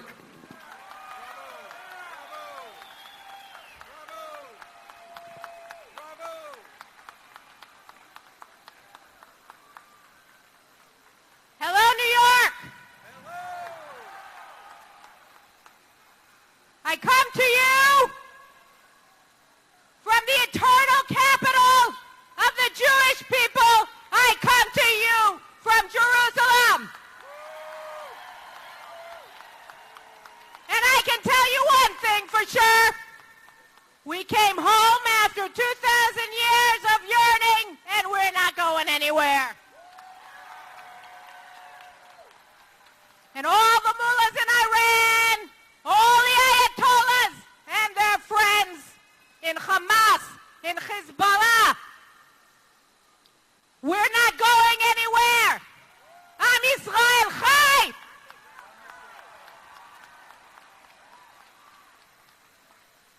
We know what it means to live in the shadow of death and emerge victorious time after time after time.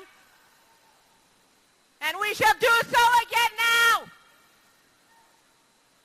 We've heard a lot about this agreement. We've heard about 24 days till inspections. We've heard about uranium enrichment and 19,000 centrifuges remaining in Iran under the protection of the United States of America and its European allies and the Russians and Chinese. But it's okay, we're told, because the details all seem fine. Well, let me tell you, my friends, something. You don't have to look in the details of this agreement to see the devil in this agreement. The devil in this agreement is in the big picture. And there are only two things Senator Schumer has to know about this agreement in order to understand what he must do. One, this deal gives the mullahs $150 billion as a signing bonus. $150 billion. As my grandmother in Brooklyn would have said, that's real money.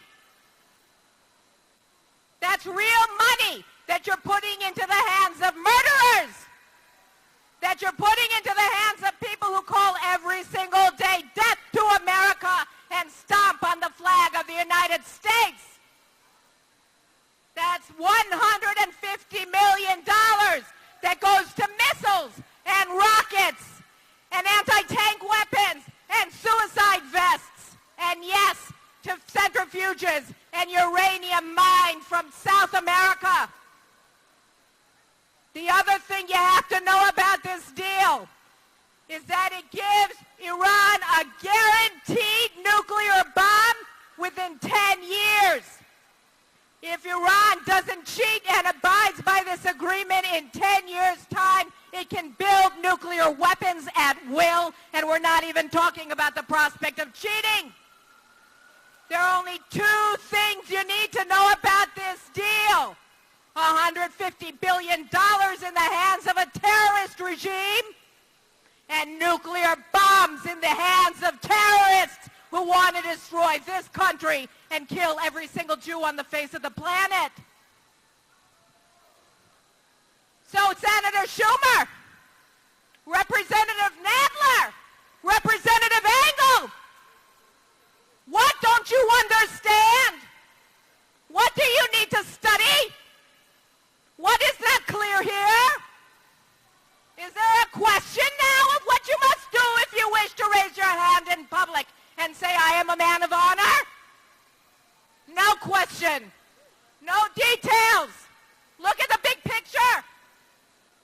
And you know what to do, unless you have no honor and no shame. Now, what are we doing here today? We're here to tell them,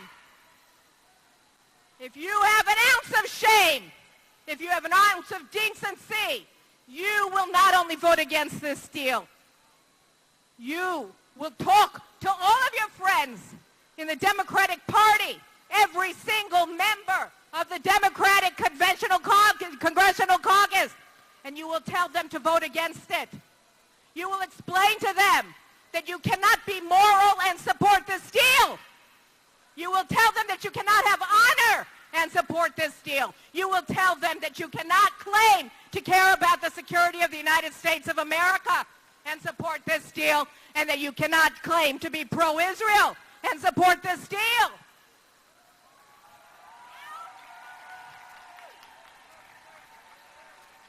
We are gathered here today for another reason. We're told by President Barack Obama that everybody supports this deal. Everybody supports this deal except for Israel.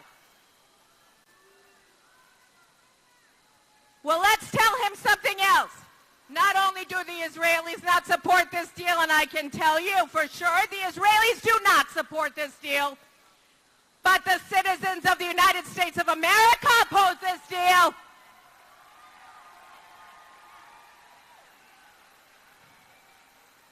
You can trample on the U.S. Constitution and try to make an end run around Congress, but you cannot make an end run around the American people. We in Israel know that. When we believe that America has our back, we're not talking about the Oval Office. We know the American people. We know why you are an ironclad ally of Israel. It's because you do not get tread upon. It's because the United States does not support funding terrorism to the tune of $150 billion as a starting fee. The United States of America fights and defeats terrorism. America stands for that. It stands for freedom. It stands opposed to people who commit genocide. It stands opposed to people who incite genocide, who incite for their children to take up arms or explode themselves in order to kill our children. That's what it means to be American, and you know that, and that's why you're here.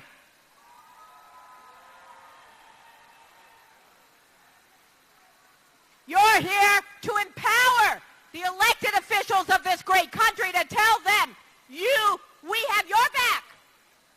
You do the right thing. You do right by America.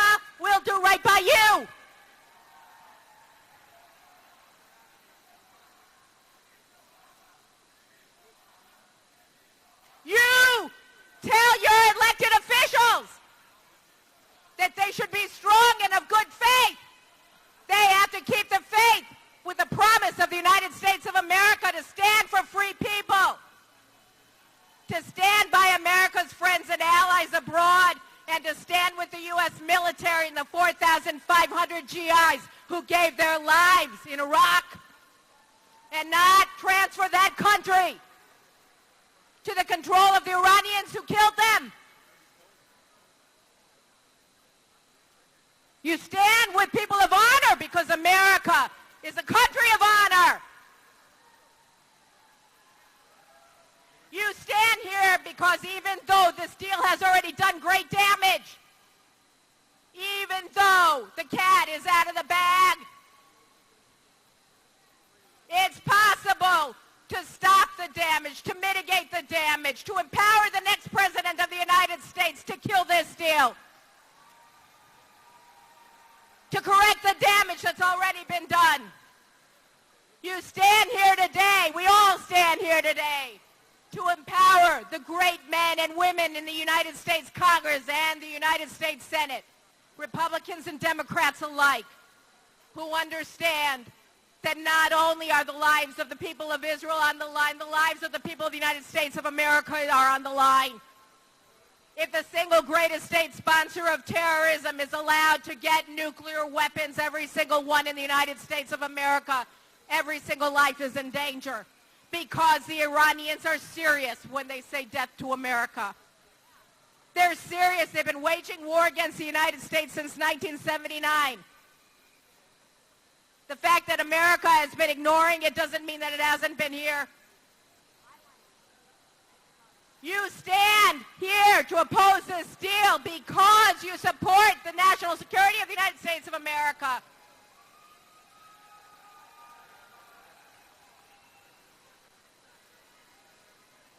My friends, in Israel we are concerned.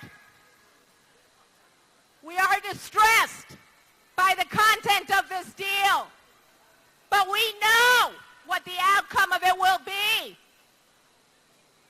We know that regardless of the designs of the murderers in Tehran, they will not be successful.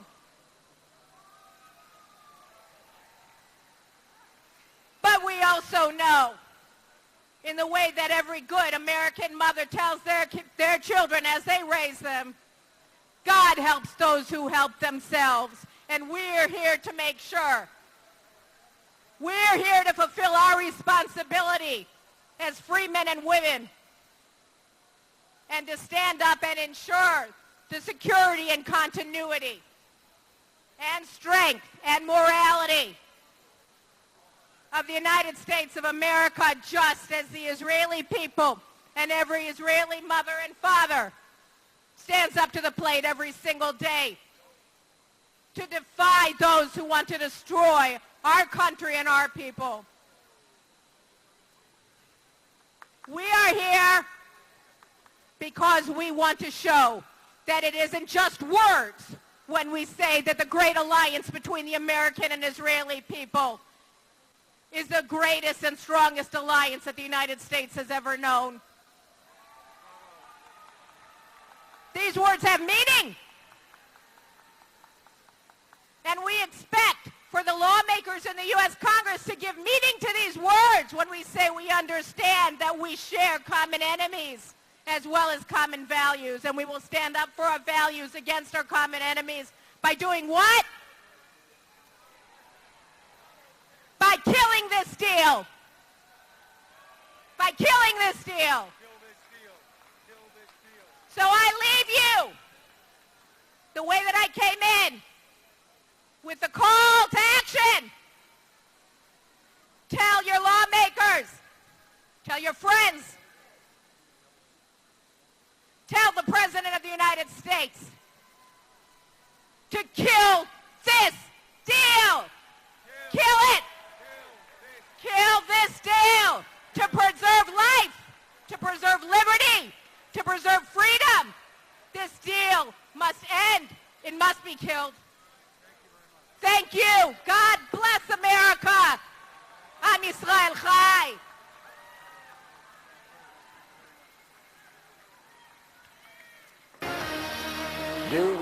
trust Tehran? Absolutely not. I have said time and again, the mullahs are masters of deception. Everything that the world knows about their nuclear program has been exposed. That was Maryam Rajavi, the leader of the largest Iranian opposition group, the National Council of Resistance of Iran, warning against this very deal when I talked to her just a few weeks ago. You know, she and the Iranian opposition have long predicted that a nuclear agreement like the one that was struck would not stick because, they charge, the promises of Tehran cannot be relied on.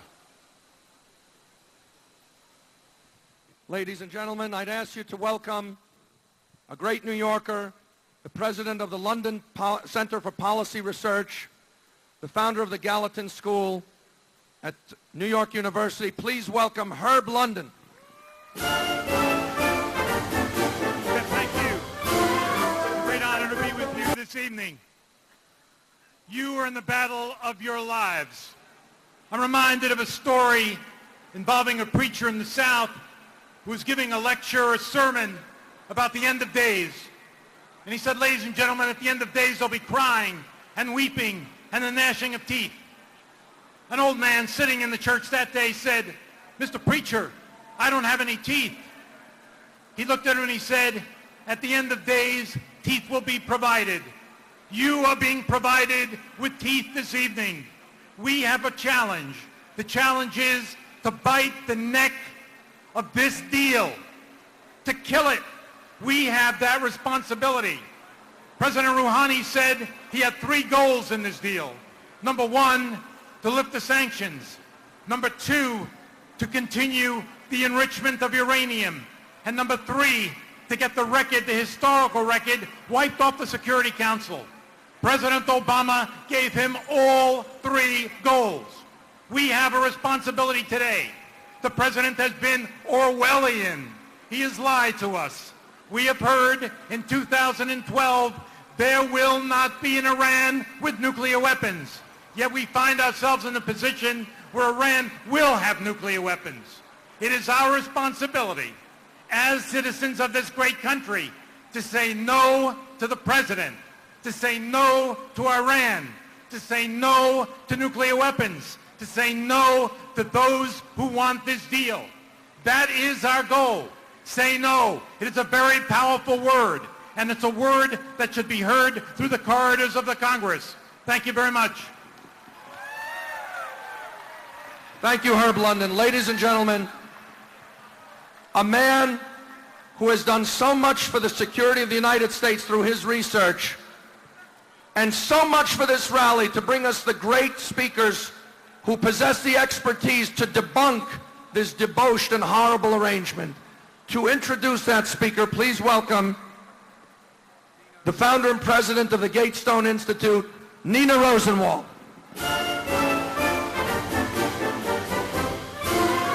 Thank you so much. Wonderful to see so many great friends of Gatestone out here. Thank you all. It's a great, great honor to introduce the extraordinary Stephen Emerson, founder and president of the Investigative Project. There's no one who knows more about terrorism or counterterrorism than he. I'm so thrilled to give you Stephen Emerson. Bravo! Today I was interviewed on a radio show, and I was asked about the fact that I pointed out the fact that four Americans,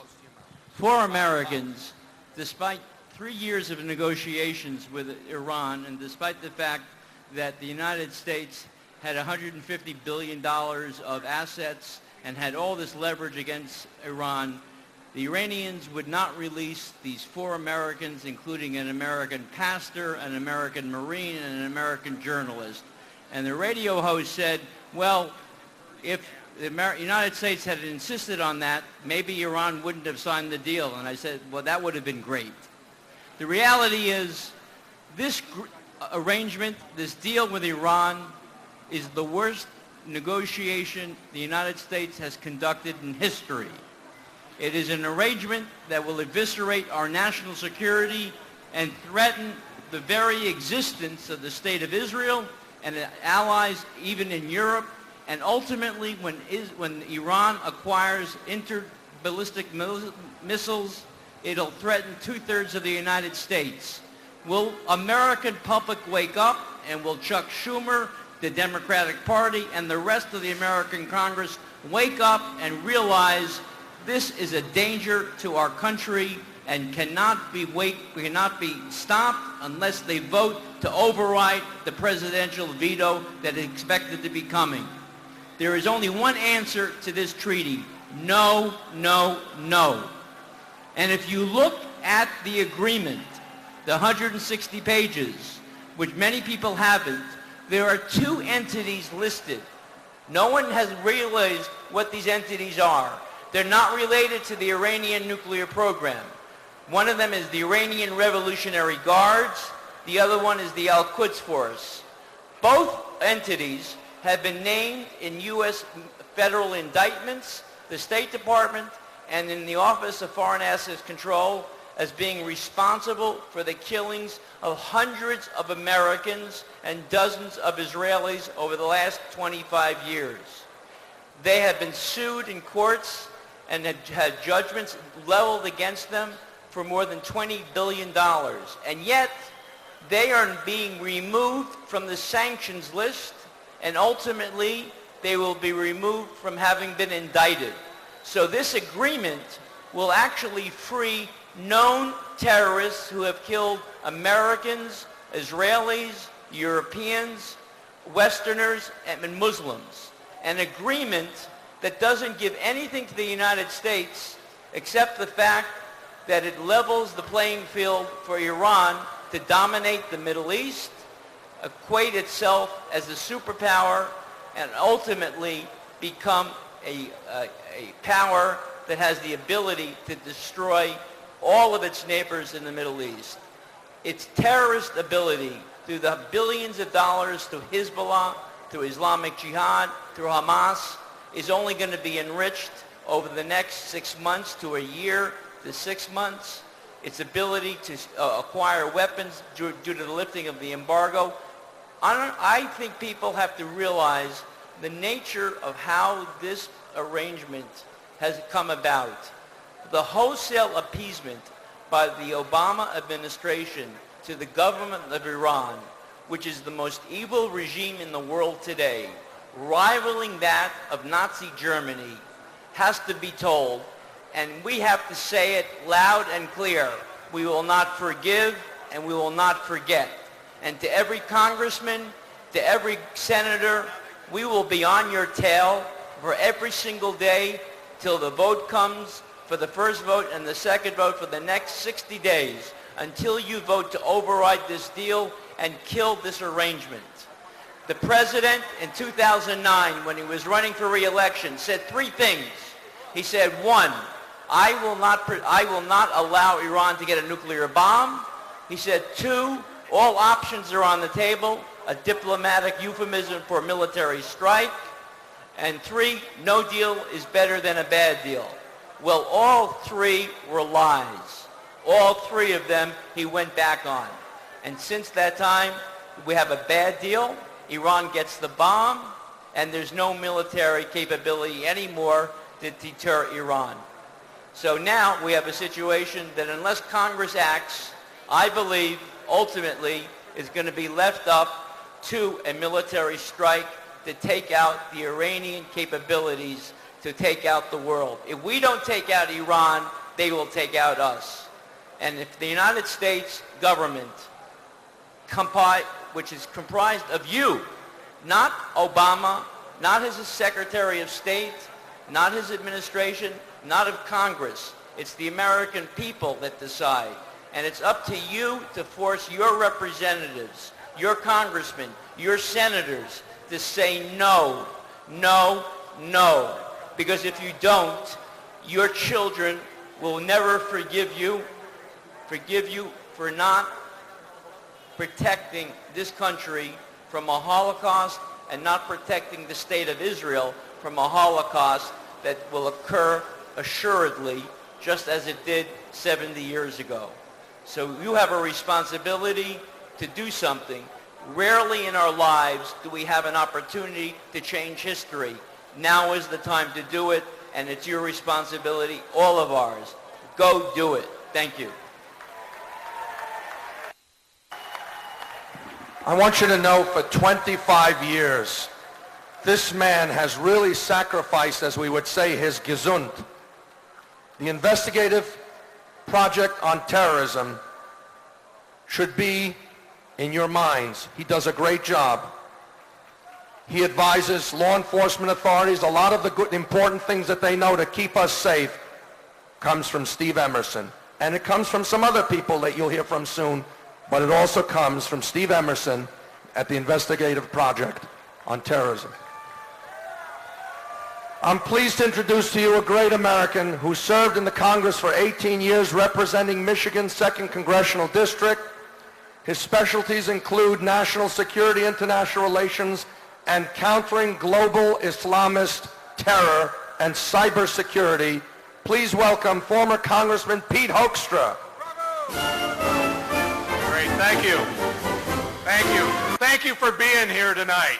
It's absolutely essential that you be here and show Congress and you show Iran what we believe in.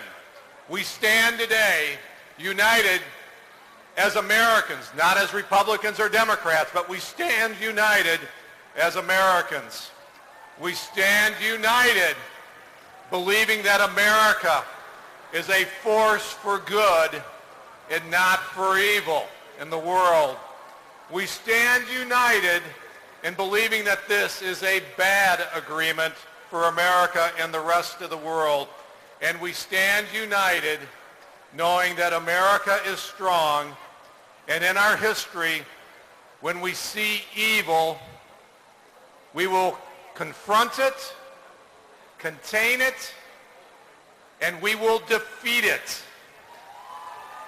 We will never, we have never, and we will never accommodate it. We know you've heard often tonight, this is a bad agreement.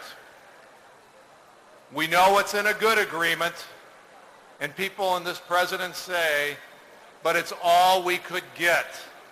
It's a sign of weakness. America in recent history has shown we can do better. What did we do to the former Soviet Union? We brought the Soviet Union to its knees. But let me give you one other example, more recent. There was a regime that was a pariah in the world community. It was an outcast. It supported terrorism around the world. It blew up a civilian airliner over Lockerbie, Scotland, and 270 civilians were killed. But the world stood strong, led by America. We imposed sanctions. We sent a message that we would not accommodate a terrorist regime. And in 2003 and 2004, we brought that regime to its knees, and we learned what a good agreement would be. A good agreement says, we will renounce terrorism. A good agreement says not only that, but we will work with you to fight terrorism. We will identify terrorists in our midst, and we will bring them to justice. We said, if you want to come back into the world community, we're not going to put together a Rube Goldberg scheme of verification. You're going to crate your program up, and our Secretary of Energy is not going to be responsible for monitoring what's going on. Our Secretary of Energy, all that he's going to have to do is rent a warehouse in the United States of America, because that's where your nuclear program is going to be. We're taking it from you. We will pay compensation. You will pay compensation to the victims of your terrorist attacks over the previous years. Yes, we brought Libya to its knees. And what do we see from this president? We'll talk about, in the future, we'll talk about how he snatched defeat from the jaws of victory in Libya But for 8 years, Libya did everything we asked them to do. And now we're sending the world a different message. Not only are we sending a message to Iran, we're also sending a message to ISIS. It says that our strategy is no longer containment, confrontation, and defeat. America's strategy is now accommodation. Let's send a message to Congress. Let's send a message to this president that America will not change its strategy.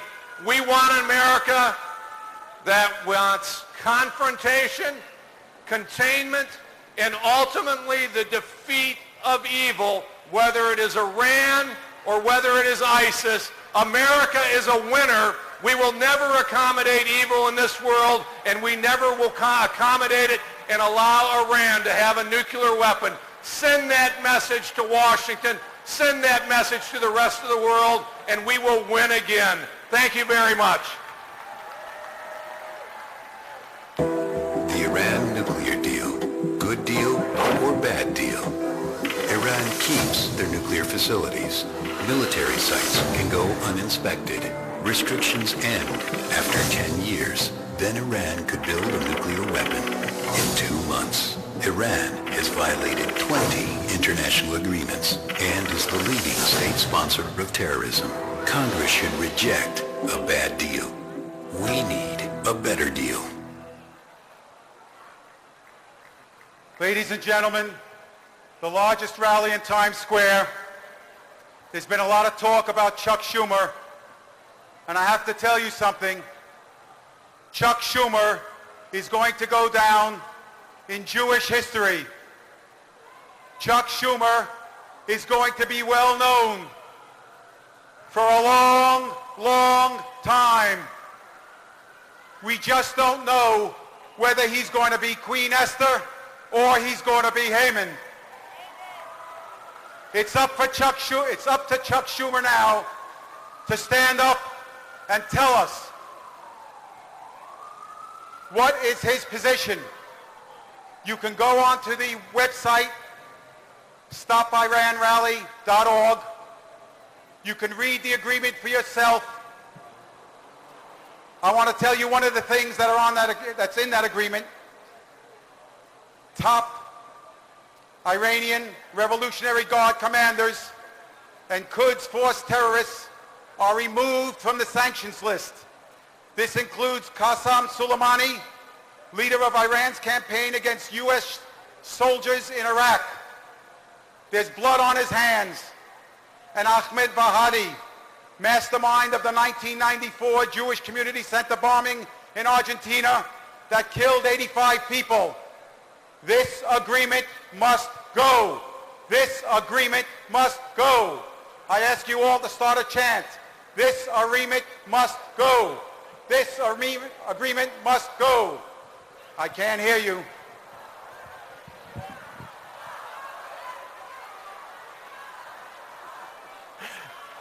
I think it's great. You sound perfect. Okay, ladies and gentlemen, you know, all volunteers that put this together, we have the two Eves. Eve Epstein of Eve Epstein and Associates, Eve Steiglitz, just a great job. Hillary, I don't know how much longer she can hold out. She's been here since 9 o'clock this morning. She's a dynamo. She's wonderful. So, Helen Friedman, Charlie Bernhardt, I mean, I can't remember everybody. It's just impossible. So are you ready for a great American hero? A great American hero who had a 22-year career in the U.S. Army.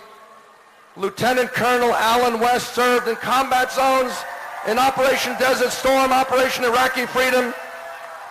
Please welcome former Congressman Alan West. How y'all doing in Times Square? Hey, look at here. I'm not one of these highly educated, easily speaking, kind of intellectual guys. I'm a U.S. Army combat paratrooper. And this is what I want to say. This is the simple message that we should be sending to Iran. When Iran stands up and they chant death to America, all we need to say is, you first. What message are we sending? What message are we sending when we sit down at the table with the #1 state sponsor of terrorism?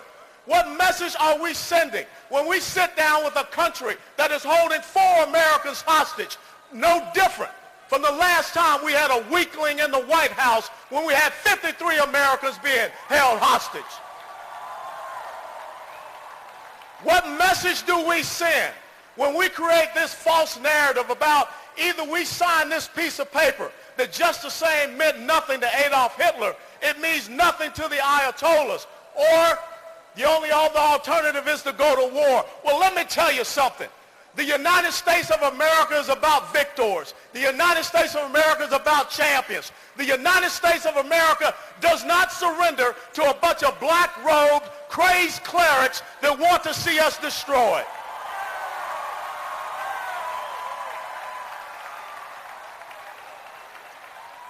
What does it say about us when we sit down and we sign an agreement with a country like Iran so that they can become an economic power, so that in 5 to 8 years, when the UN arms embargo is taken away, they can become a military power, and then in 10 to 15 years, they will become a nuclear power. But yet we stand up and say we're going to cut our United States Army by 40,000. We are the smallest Marine Corps since World War I, the smallest Navy since 1917, the smallest and the oldest Air Force since we created the modern Air Force. What message does President Obama send to these people over in Iran? It's not the message that was sent to Britain 239 years ago at Lexington Green when we fired the shot that was heard around the world.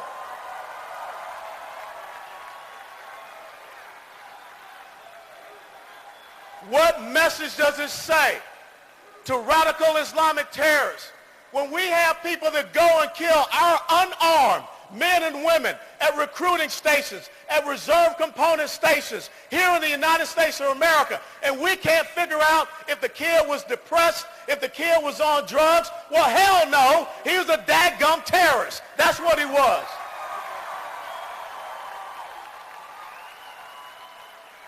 Now, I got to tell you something.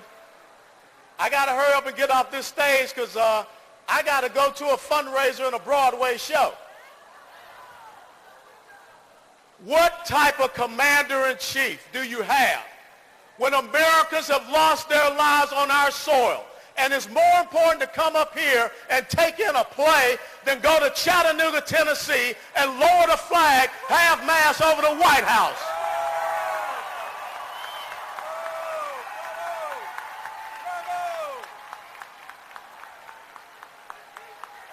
It's very simple, ladies and gentlemen.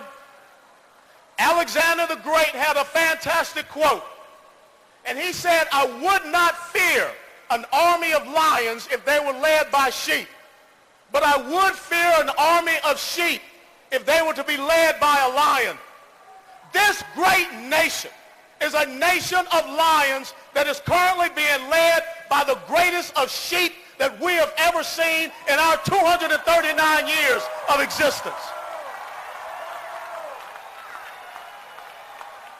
How dare Barack Obama, how dare John Kerry, how dare Vallely Jarrett, or any of these other charlatans that occupy Washington, D.C., surrender this great constitutional republic to the Republic of Iran.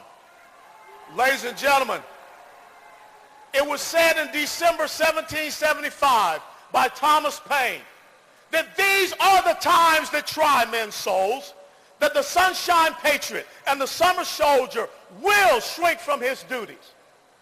But to those who will make a stand, those of you that are here in Times Square, you will deserve the love and admiration of all men and women. Ladies and gentlemen, it's not over. You being here sends a message that the United States of America, I don't care who is occupying the White House, we're not surrendering our liberty, our freedom, our way of life.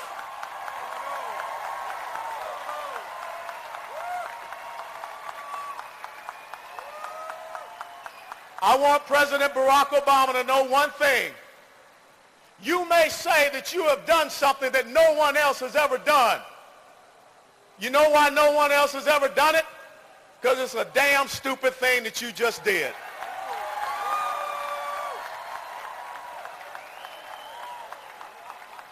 And if people are upset because of what I'm saying, I really don't care. Because I had a father that stood in World War II. I had an older brother that stood and was wounded at Quezon. I gave 22 years of my life to make sure that that great beacon of liberty, freedom, and democracy continues to stand. And I have a nephew, I have friends that are still serving on the front lines. And my commitment is to the oath that I took on 31 July 1982 to support and defend the Constitution of the United States of America against all enemies, foreign and domestic, and to bear true faith and allegiance to the same. It's not to anybody's historic event. It's not for anyone to have some special exhibit in their presidential library. It's to make sure that the enemies of America and the enemies of Israel are crushed and brought to their knees. God bless you all. God bless America. God bless Israel. Thank you.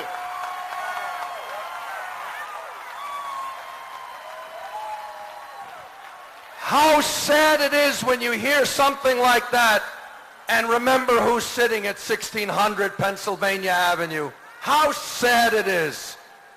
But we're going to win. We're going to win. We're going to defeat this if every one of you doesn't say, well, I love my congressman, my congresswoman, he's such a nice person, he's very nice, he has a nice office staff, they're wonderful people. You better know that you say to them, you go to their office, you call their office, and you say, Steve Israel, Chuck Schumer, Nita Lowey, all of you, you will stand up for my rights and my children's rights to live, and you will tell your colleagues to join you in killing this deal. Ladies and gentlemen, I want you to give a special welcome to a man who made a great effort to be with us. He was a career Navy man for nearly 4 decades. He's the former Commander-in-Chief of the United States Pacific Fleet, the largest military command on the face of the earth. Admiral James Ace Lyons.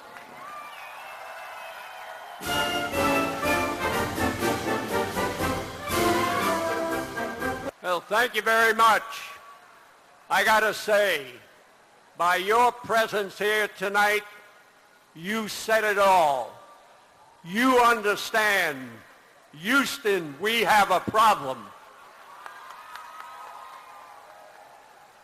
I have to tell you, never in my lifetime did I believe I would witness this great country of ours being taken down and withdrawn from our world leadership by our own administration. Unbelievable. And when it comes to Iran, I've been chasing those guys for over 35 years. I had the planes loaded many times. I was going to wipe out the Islamic Amal, the Hezbollah, and at times I thought we could take down the whole Khomeini regime. But as you know, we had many opportunities to change the course of history when it comes to Iran.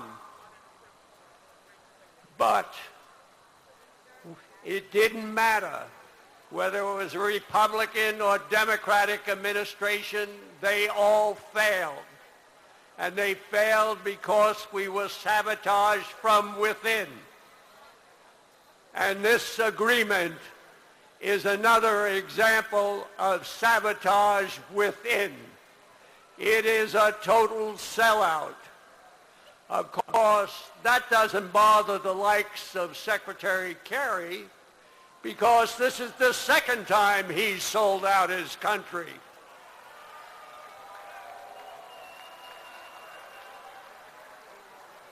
And for President Obama, this is his Neville Chamberlain peace on our time moment. Ridiculous. Now, we don't have an agreement.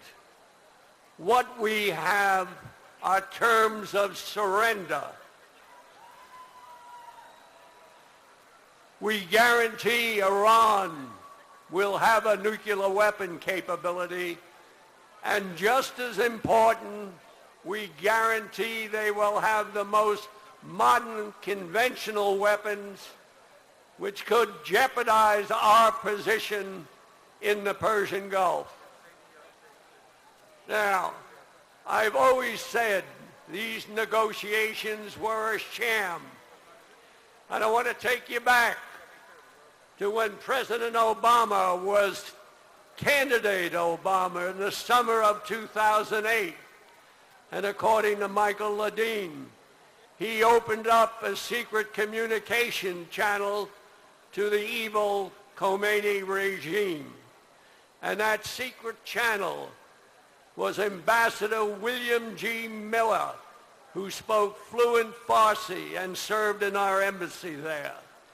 And the message was, don't sign an agreement with the Bush administration. Wait till I'm president. You will get a much better deal. Well, he certainly proved that. He went on to tell him, you will like my policies. I am your friend. Unbelievable. Here's a country that's been at war with the United States for over 35 years, the world's leading sponsor of state-sponsored terrorism. They've caused the loss of lives of thousands of Americans. And for you New Yorkers, you never should forget that it was Iran who provided the key material and training support to the 9/11 hijackers. Without that support, that terrorist attack couldn't have been carried out, and 3,000 innocent Americans who were doing nothing more than going to work would be alive today. Unbelievable. Now, I've got to touch a little bit on the concessions. You all know about the concessions, and they all pale in comparison to one key concession, which is sacred and goes to the heart and soul of every American. This traitorous group traded our national honor. Yes, this group conceded America's honor. It cannot be allowed to stand. They humiliated this great nation before our friends, our allies, and most importantly, our enemies. This surrender document must be thoroughly rejected by Congress. And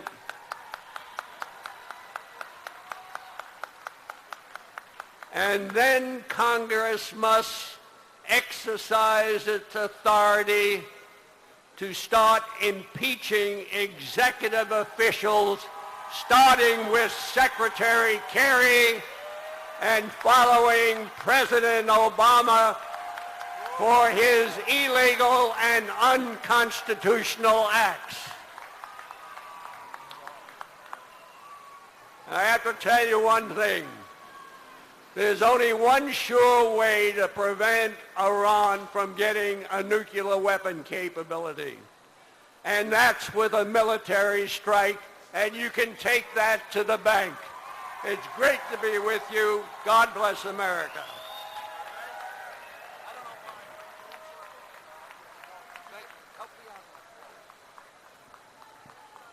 Ladies and gentlemen, we want to thank the Jewish Broadcasting Service, which is televising this rally for people throughout America.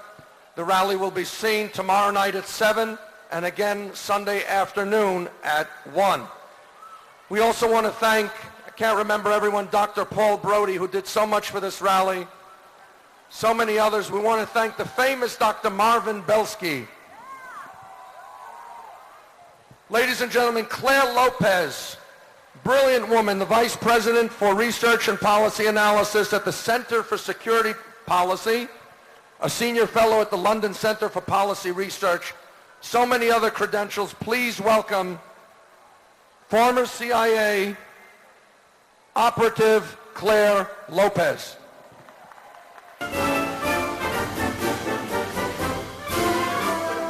Thank you so much. Thanks to all of you for coming out here tonight. It is so important that you are here to show your opposition to this dastardly deal.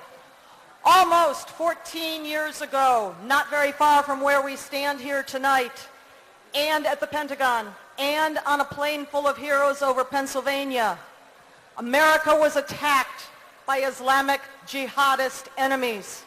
As you just heard Ace Lyons talk about, the authors of that attack were not just Al-Qaeda. About 10 years after the attack, December 2011, Judge George Daniels, Southern District of New York, right here in Manhattan, issued a ruling. He said Iran is co-responsible, jointly responsible with Al-Qaeda and with Hezbollah for the attacks of 9/11. You didn't hear about that much, did you? Go to www.iran911case.com. Iran was never held responsible for those attacks, and nor was it held responsible for any of the others perpetrated against Americans, Israelis, and so many others over the years since that time. From the Marine Corps barracks bombings and the U.S. Embassy bombings in Beirut in 1983, all the way to the thousands of brave American troops maimed and killed by explosives in Iraq that came from Iran, and our leadership knew where they came from and they didn't say a word. Is it any wonder that this Iranian regime feels itself invulnerable, untouchable? And so last Saturday, you had the supreme leader of Iran, the Ayatollah Ali Khamenei, in a speech telling how his and his regime's hatred and enmity for the United States and for Israel is eternal and would last forever. And just in case we didn't all get the message, his left hand gripped the barrel of a gun, an automatic weapon at his side by the podium. They were not held accountable. They still haven't been held accountable. That is not possible. That could not have happened except for an American leadership that is all too willing to abandon our friends, empower our enemies, and open the door to Armageddon with this nuclear deal with Iran. And so Iran gets to keep its entire nuclear weapons infrastructure. It gets to keep all its centrifuges. It gets to keep all of its enriched uranium. It gets $150 or so billion as a signing bonus so it can spend it on its terror proxies like Hezbollah. It gets to keep its plutonium-producing facility at Arak, the one that was supposed to be closed down. And oh, by the way, not only is Arak not going to be closed down, we're going to help pay to modernize it. Iran also gets to keep secret any of its facilities it decides not to open up to investigation or inspectors. If it says they're off limits, they're off limits. This is the deal that has been struck with Iran. Iran also gets to keep its secret sites. It gets to say no to the inspectors. And oh, by the way, we've just learned there are two new side deals to this deal with Iran. And those deals have to do with a place called Parchin, where Iran was testing its explosives for its nuclear warheads, says the IAEA. And the other one about the possible military dimensions of Iran's nuclear weapons programs. These two side deals not going to be made public, not going to be shared with Congress, not going to be shared with the American people or anybody else. They get to keep that all secret. The last thing that Iran gets to keep, they're keeping 4 American citizens hostage. I want to say their names. Christian pastor Saeed Abedini, former Marine Amir Hekmati, the Washington Post Tehran bureau chief Jason Rezaian, and former FBI agent Robert Levinson. Until these hostages are set free, we should not be having one word of negotiations with this Iranian regime. I'll leave you with a quote from Thomas Jefferson. He said, "If a nation expects to live with ignorance and freedom in a civilized state, what it expects has never been and never will be." This deal is bad for Israel. It is bad for the world. It is bad for America. We must stop this deal. Thank you.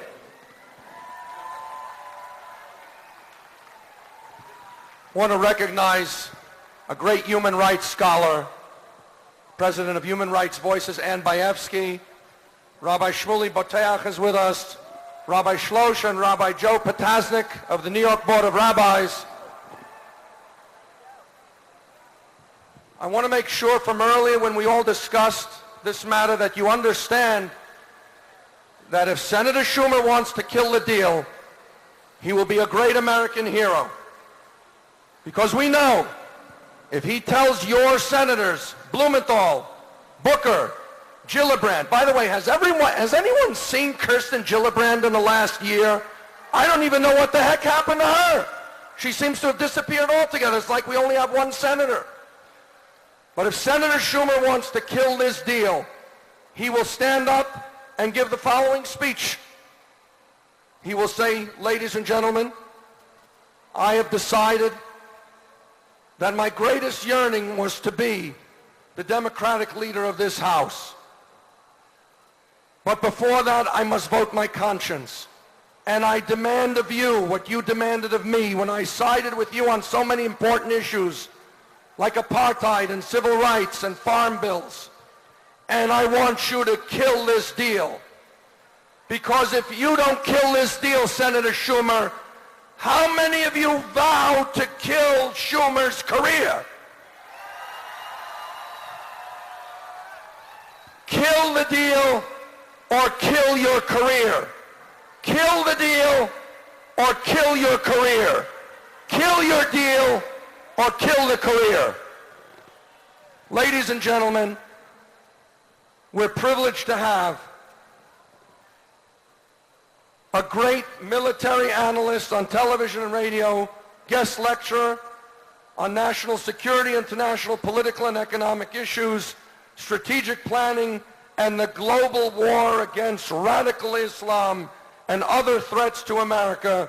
Give a warm welcome to former Major General Paul Vallely.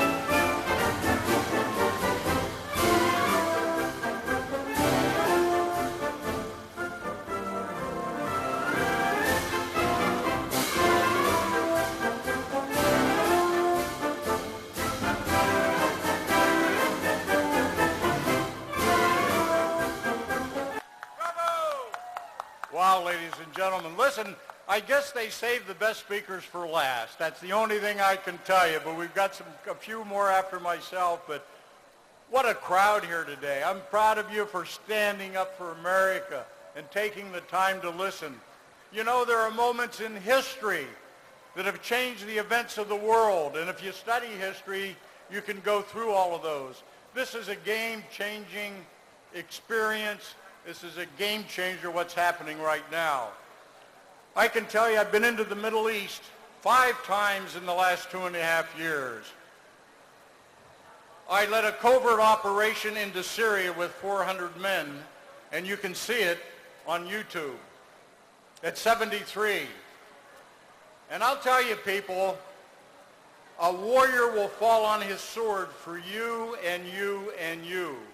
I will fall on my sword for my grandson and my daughter.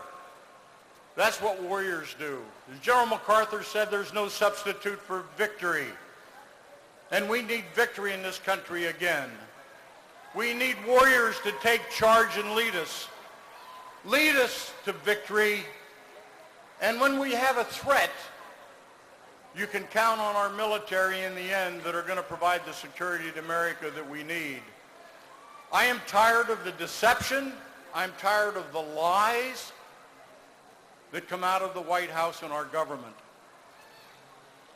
I can tell you by being in the Middle East, having met with General el-Sisi last year from Egypt, he says, why does America always look through the political prism when they make decisions? Why can't they look through the reality prism? And that's very important. The first time I went into the Middle East, I parachuted in at 5:30 in the morning. And like my good friend Alan West, I'm an Army paratrooper, I'm a Ranger, I'm an individual that will fight for you to the end. God bless all of you. We love you, but let's stick together, stand up, and kill this deal. Thank you. Thank you, General. Ladies and gentlemen, I have something in common with our next speaker, one of the major sponsors of this rally. Let me just say to you that when I was a volunteer for the presidential campaign of the late great Senator Henry Scoop Jackson, one of those last great Democrats, along with Pat Moynihan and Ed Koch, there was Frank Gaffney, who was then a senior aide to Senator Jackson. He's the founder and president of the Center for Security Policy. This is an institution that researches and protects Americans for so many threats that could possibly affect us. Please welcome Frank Gaffney. Thank you. Thank you for being here in our, I believe, third hour of this event. God bless you all, and God bless our country. I'm going to make 3 points quickly. The President came to office pledging that he would fundamentally transform America. Do you remember that? I think we can all agree he's doing it. But with this deal, ladies and gentlemen, what President Obama is doing is fundamentally transforming the world. He is fundamentally transforming the world, most especially by making as an ally an enemy of the first order. He is transforming Iran by legitimating its regime, by funding its nuclear program, by protecting its nuclear program, and in short, both through nuclear and conventional weapons, arming our enemy, the Islamic Republic of Iran. He is doing so, of course, explicitly by replacing our long-standing alliance with Israel. Another fundamental and enormously dangerous transformation.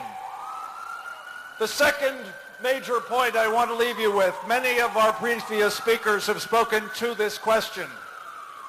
The arming, the funding, the enabling of the Iranian nuclear program, and so much more. Think about this, folks. In addition to the $750 million that has been given to the Iranians just for staying at the negotiating table every single month, the president is, as you've heard, giving them another $150 billion.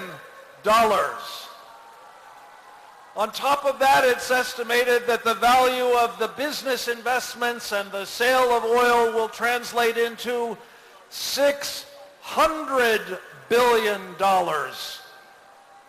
But just to give you a sense of what the $150 billion all by itself would represent, the equivalent in our much larger economy would be a windfall of $8 trillion.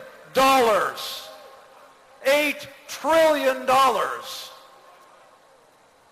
Think of what can be done by an enemy of our country with all that money. Finally, what you need to know, ladies and gentlemen, is all of this talk about the Iranians posing a threat not just to Israel, not just to our other friends such as they are and allies such as they are in the Middle East or in Europe, but to the United States of America. Let me give you just one very important fact. The Iranians are one nuclear weapon away from having all they need to destroy the electric grid of the United States, and by so doing, to bring about not only death to America, but truly a world without America. They are deadly serious about this purpose. They are pursuing it relentlessly, and they couldn't be more clear with us. That's what they have in mind. So when you are told, ladies and gentlemen, that there's no alternative to this deal but war, let me give you three specific alternatives that we should have very much in mind. First, we are at war with Iran already. As Carolyn Glick said, we don't even acknowledge it, but it's so, and they are pursuing it relentlessly. The difference, the alternative, Mr. President, is that it will not be a nuclear war if we stop Iran from getting the bomb instead of enabling it from doing so. The alternative, Mr. President, is no nuclear cascade, as every nation in the region pursues its own nuclear weapons. The alternative, Mr. President, is not a situation in which we wind up enhancing but also protecting the Iranian nuclear program. These are all three things that we have as a distinct alternative. We must pursue them. Let me leave you with a last but very provocative thought. What you've heard here today, what you will find out more about in the coming month, please God, is that what is being done to our country is a betrayal. This is not only a violation of President Obama's oath of office. It is not only of a piece with the rest of what he's been doing to shred our Constitution. It is, ladies and gentlemen, treason. Treason. It must not stand. We must kill this deal. God bless you. Help us do it. Thank you. Thank you, Frank. And now, ladies and gentlemen, a very special human being. Kasim Haiz is a British citizen of Pakistani Muslim heritage who grew up exposed to radical anti-Western, anti-Semitic, and anti-Israel ideas on a daily basis. He embraced a radical Islamist ideology and became active in the anti-Israel movement. Alan Dershowitz's book, The Case for Israel, challenged his fundamental beliefs and caused him to undertake a period of research and reflection, which actually led him to Israel in 2007. Having witnessed the true nature of the Jewish state, he changed his perception of Israel, and he felt a moral obligation to publicly speak out for Israel and against the dangers of radical Islam. Welcome, Kasim Haiz.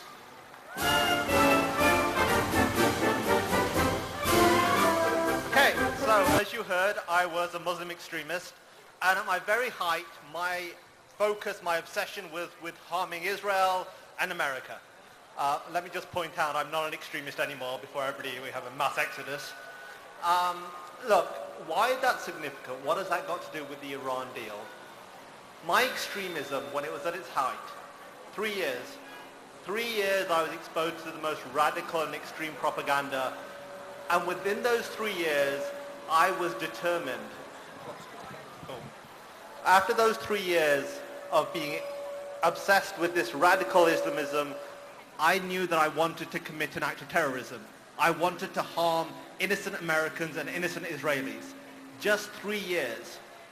And I was born in Britain. I lived my whole life in Britain. But 3 years of incitement of this propaganda made me so angry that that's what I wanted to do. Today, Iran, for decades, has been promoting the most extreme incitement, the most extreme hatred. Every day we hear in Tehran, death to Israel, death to America, and this deal is on the verge of giving them the most deadliest weapon. How does that make any rational sense? How have we gone from a situation where we had every option was on the table to giving Iran the table and the chairs and going, it's okay? How have we gone from a situation where, look, I'm British, as you can tell from my accent, where the French, when the French, no offense to the French, God bless them, but they're not exactly known for being the most hawkish and up for a fight. When the French are going, we've got reservations about this, hold on, America. How have we got to that point? Microphone closer. Okay, sorry. So how have we got to that point? This is a bad deal. You've heard that over and over again. The sad thing is today, we have people who are telling us the alternative to this deal is war. That is not the truth. The truth is the alternative to this deal is a good deal. Calling this deal a deal in itself is insane. A deal which allows the biggest state sponsor of terrorism to gain nuclear weapons. Under our watch, with our blessing, with us securing their nuclear facilities. How does that make any sense? What sort of upside down world are we living in today? So I'm going to ask you this one favor. As a Brit, as somebody from Britain, who is very fond of America, very fond of the State of Israel, very fond of democracy and freedom everywhere.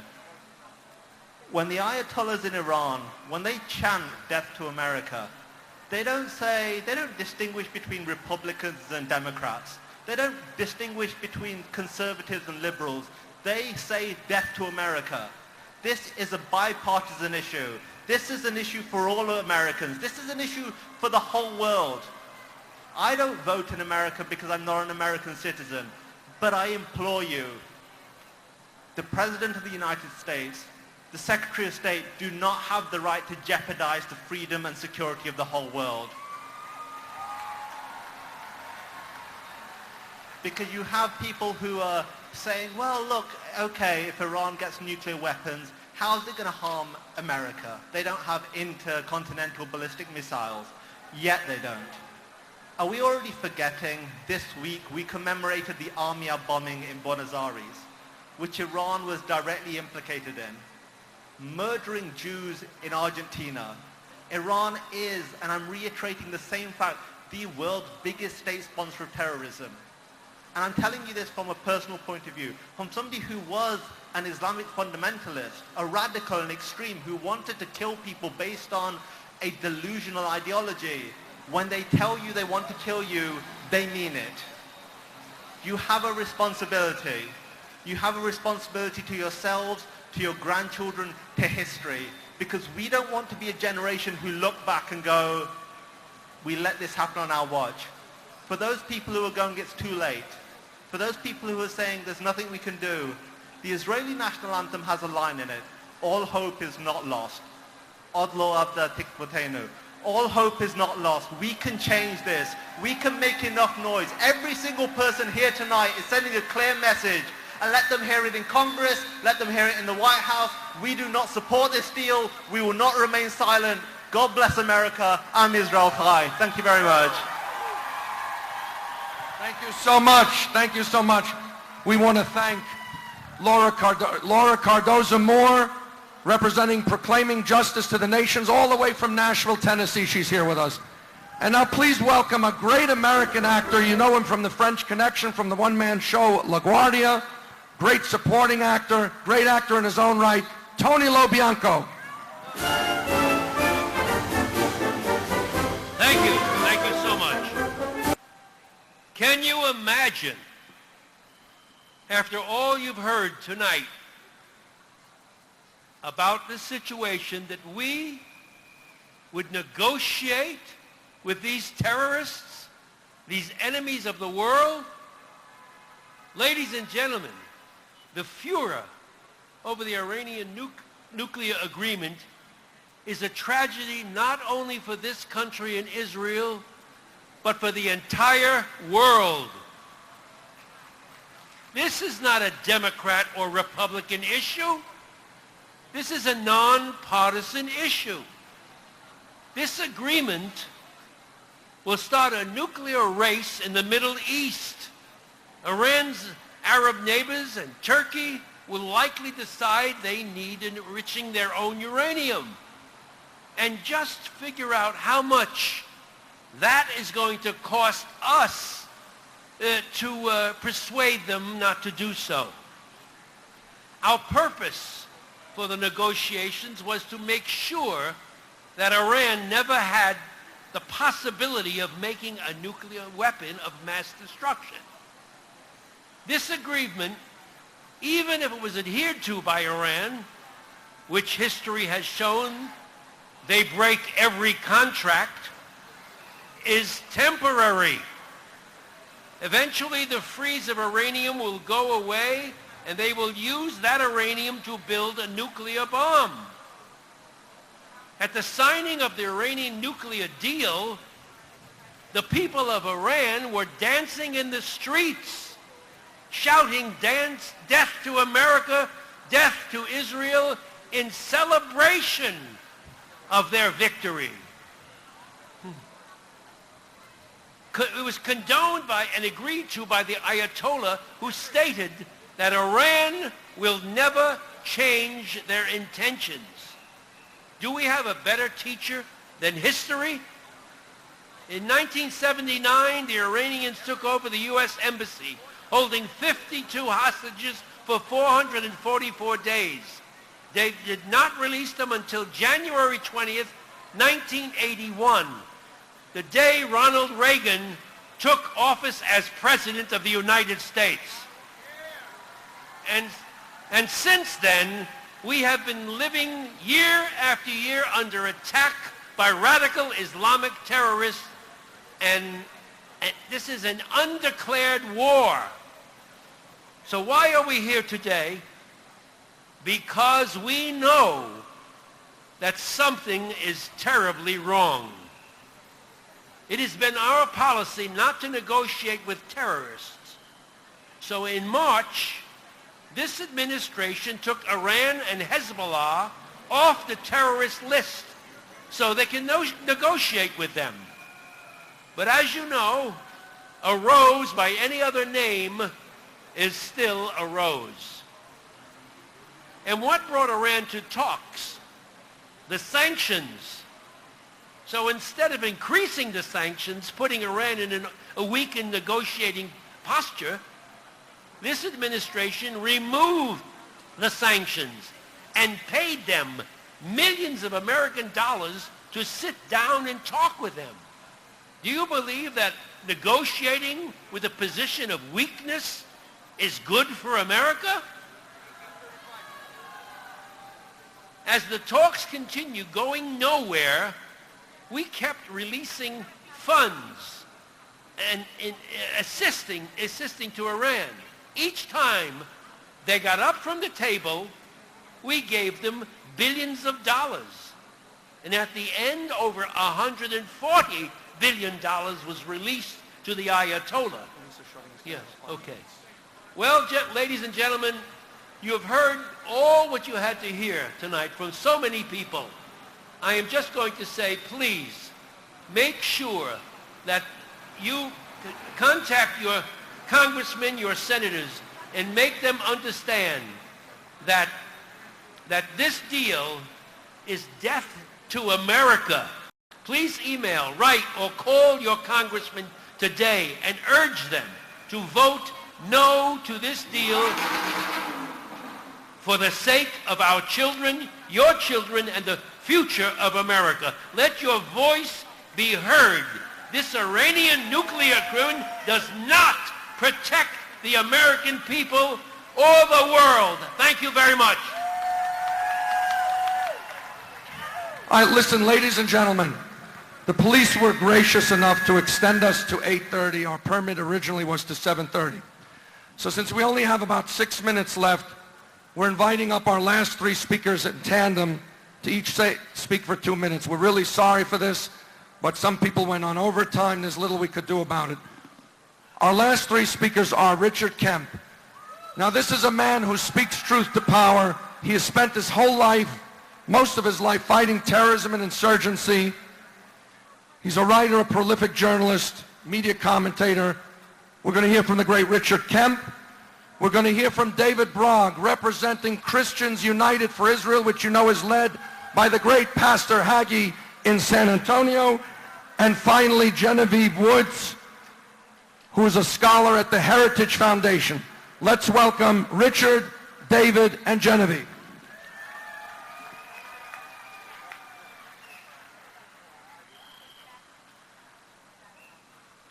God bless the United States of America. God bless the one and only Jewish state of Israel. And God stop the Islamic Ayatollahs of Iran.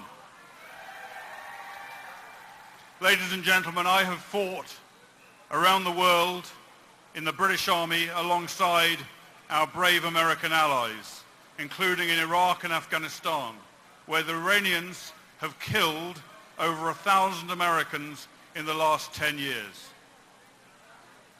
The Iranians also are responsible for the conflict in Gaza last summer and the two previous conflicts between Hamas and Israel, which caused thousands and thousands of casualties. Ladies and gentlemen, this deal not only makes the likelihood of Iran becoming a nuclear state far greater. Unless stopped, Iran will develop a nuclear bomb, and Iran will use that nuclear bomb. This agreement makes war more likely. It does not do what your president says and make it less likely. Ladies and gentlemen, go to your congressmen, go to your elected representatives. Do not give them any rest. For the sake of your children, for the sake of your grandchildren who are being endowed this legacy of greater war, give your congressmen no rest until they agree to vote against this travesty of a deal.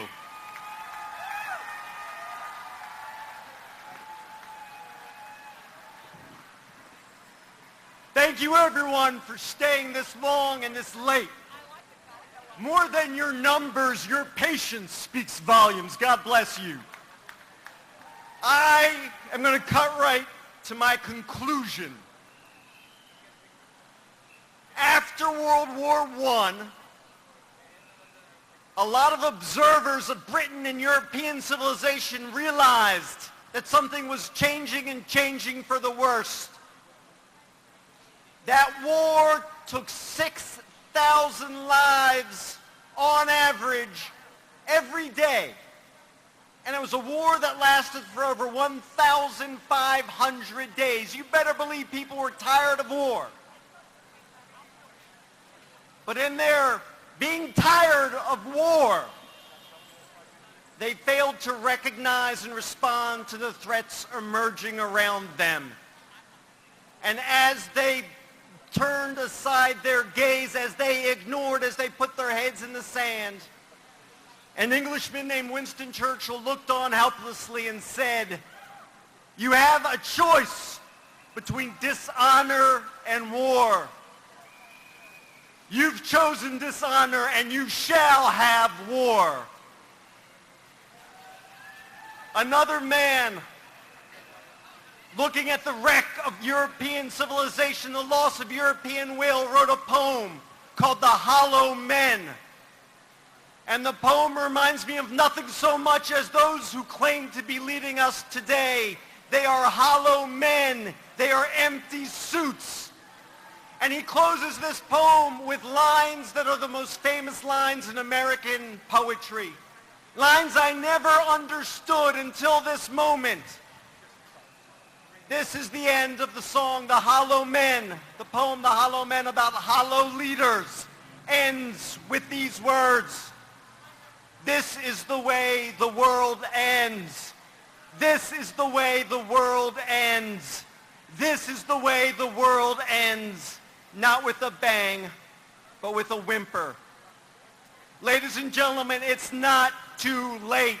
There's still time. Do not let the world end with this whimper from our President and Secretary of State. Make sure Congress speaks up.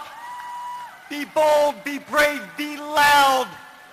It's not too late. God bless you.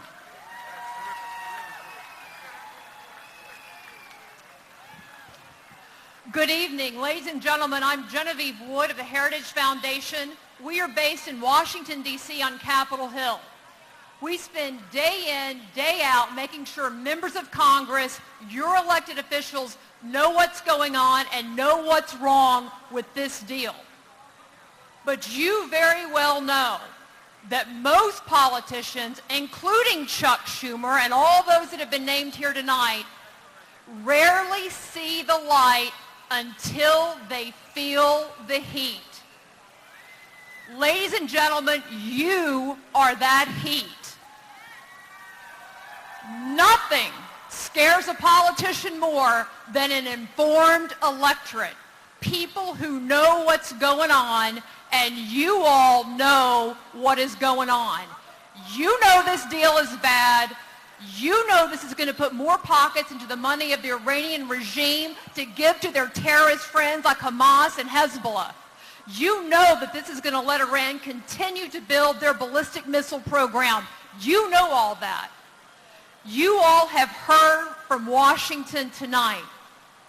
But now I want to end by giving you a chance to talk back to Washington. So I'm going to record you here, and I'm going to take this back to Washington, and my colleagues are going to take it to Capitol Hill. And they are going to play it for all of those who pretend they don't know why this is a bad deal for America and a bad deal for the world. So on the count of three, I want to hear you chanting, "Kill this deal." I want to see your signs up, and I'm going to take it out. 1, 2, 3.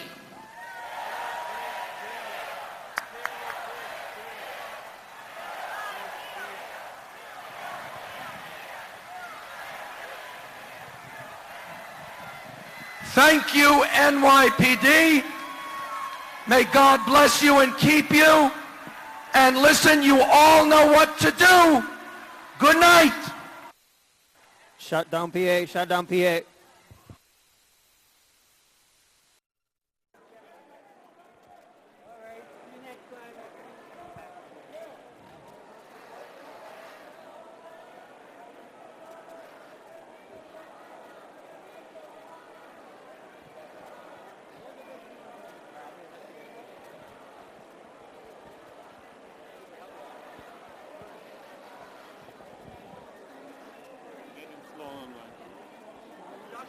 Yes, stay with us. Mark is getting ready. Oleg will slowly pan.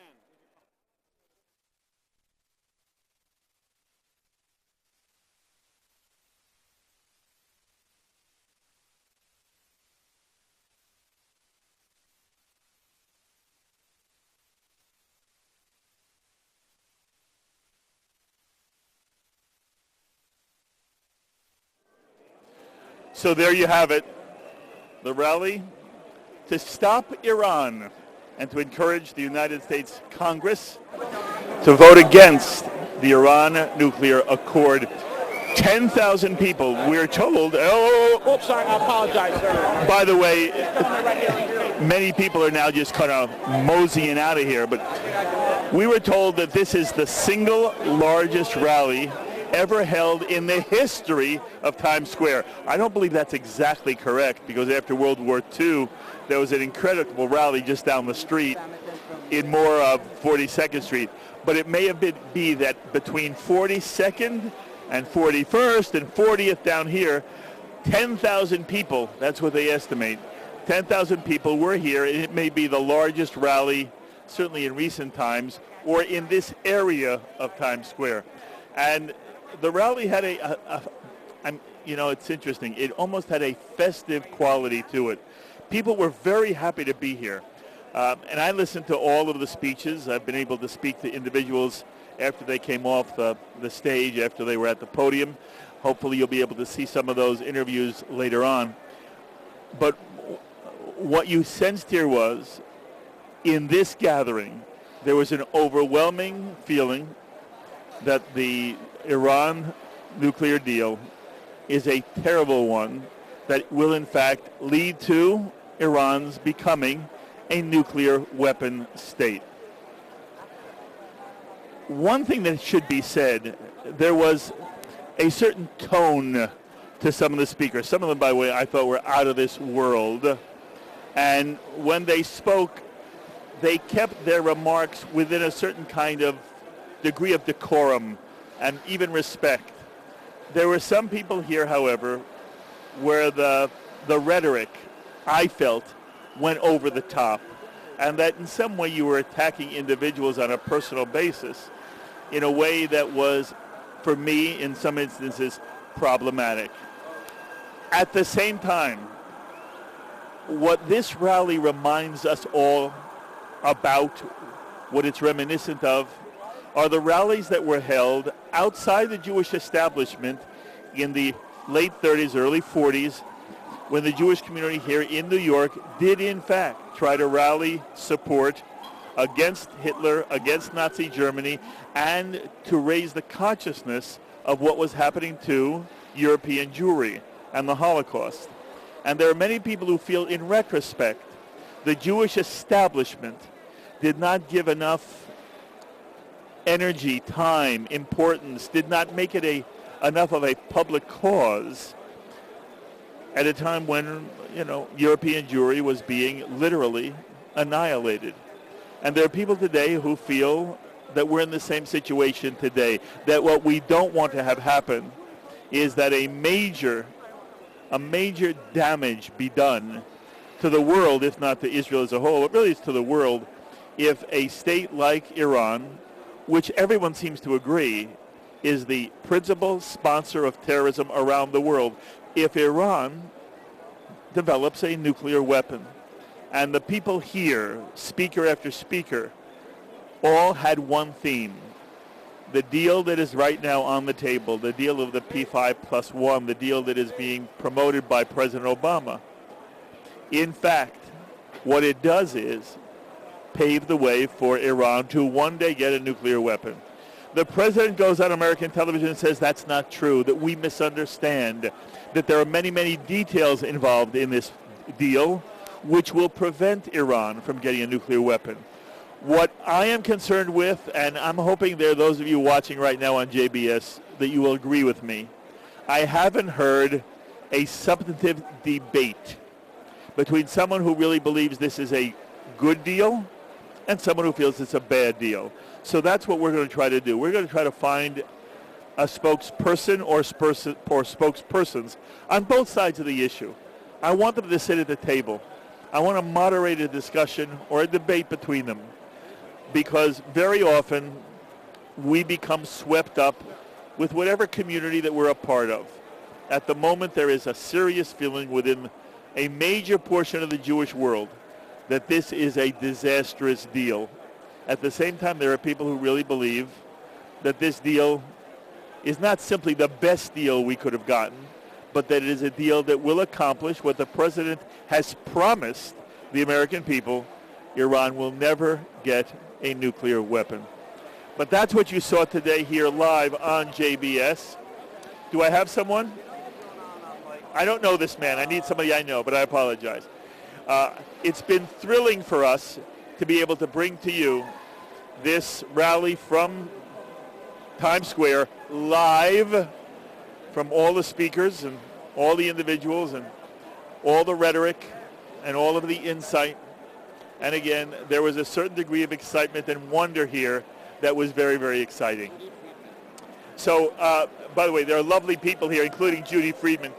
Until the next time, I'm Mark Golub. Be well, my friends, and stay with us here on JBS as we now resume our scheduled programming.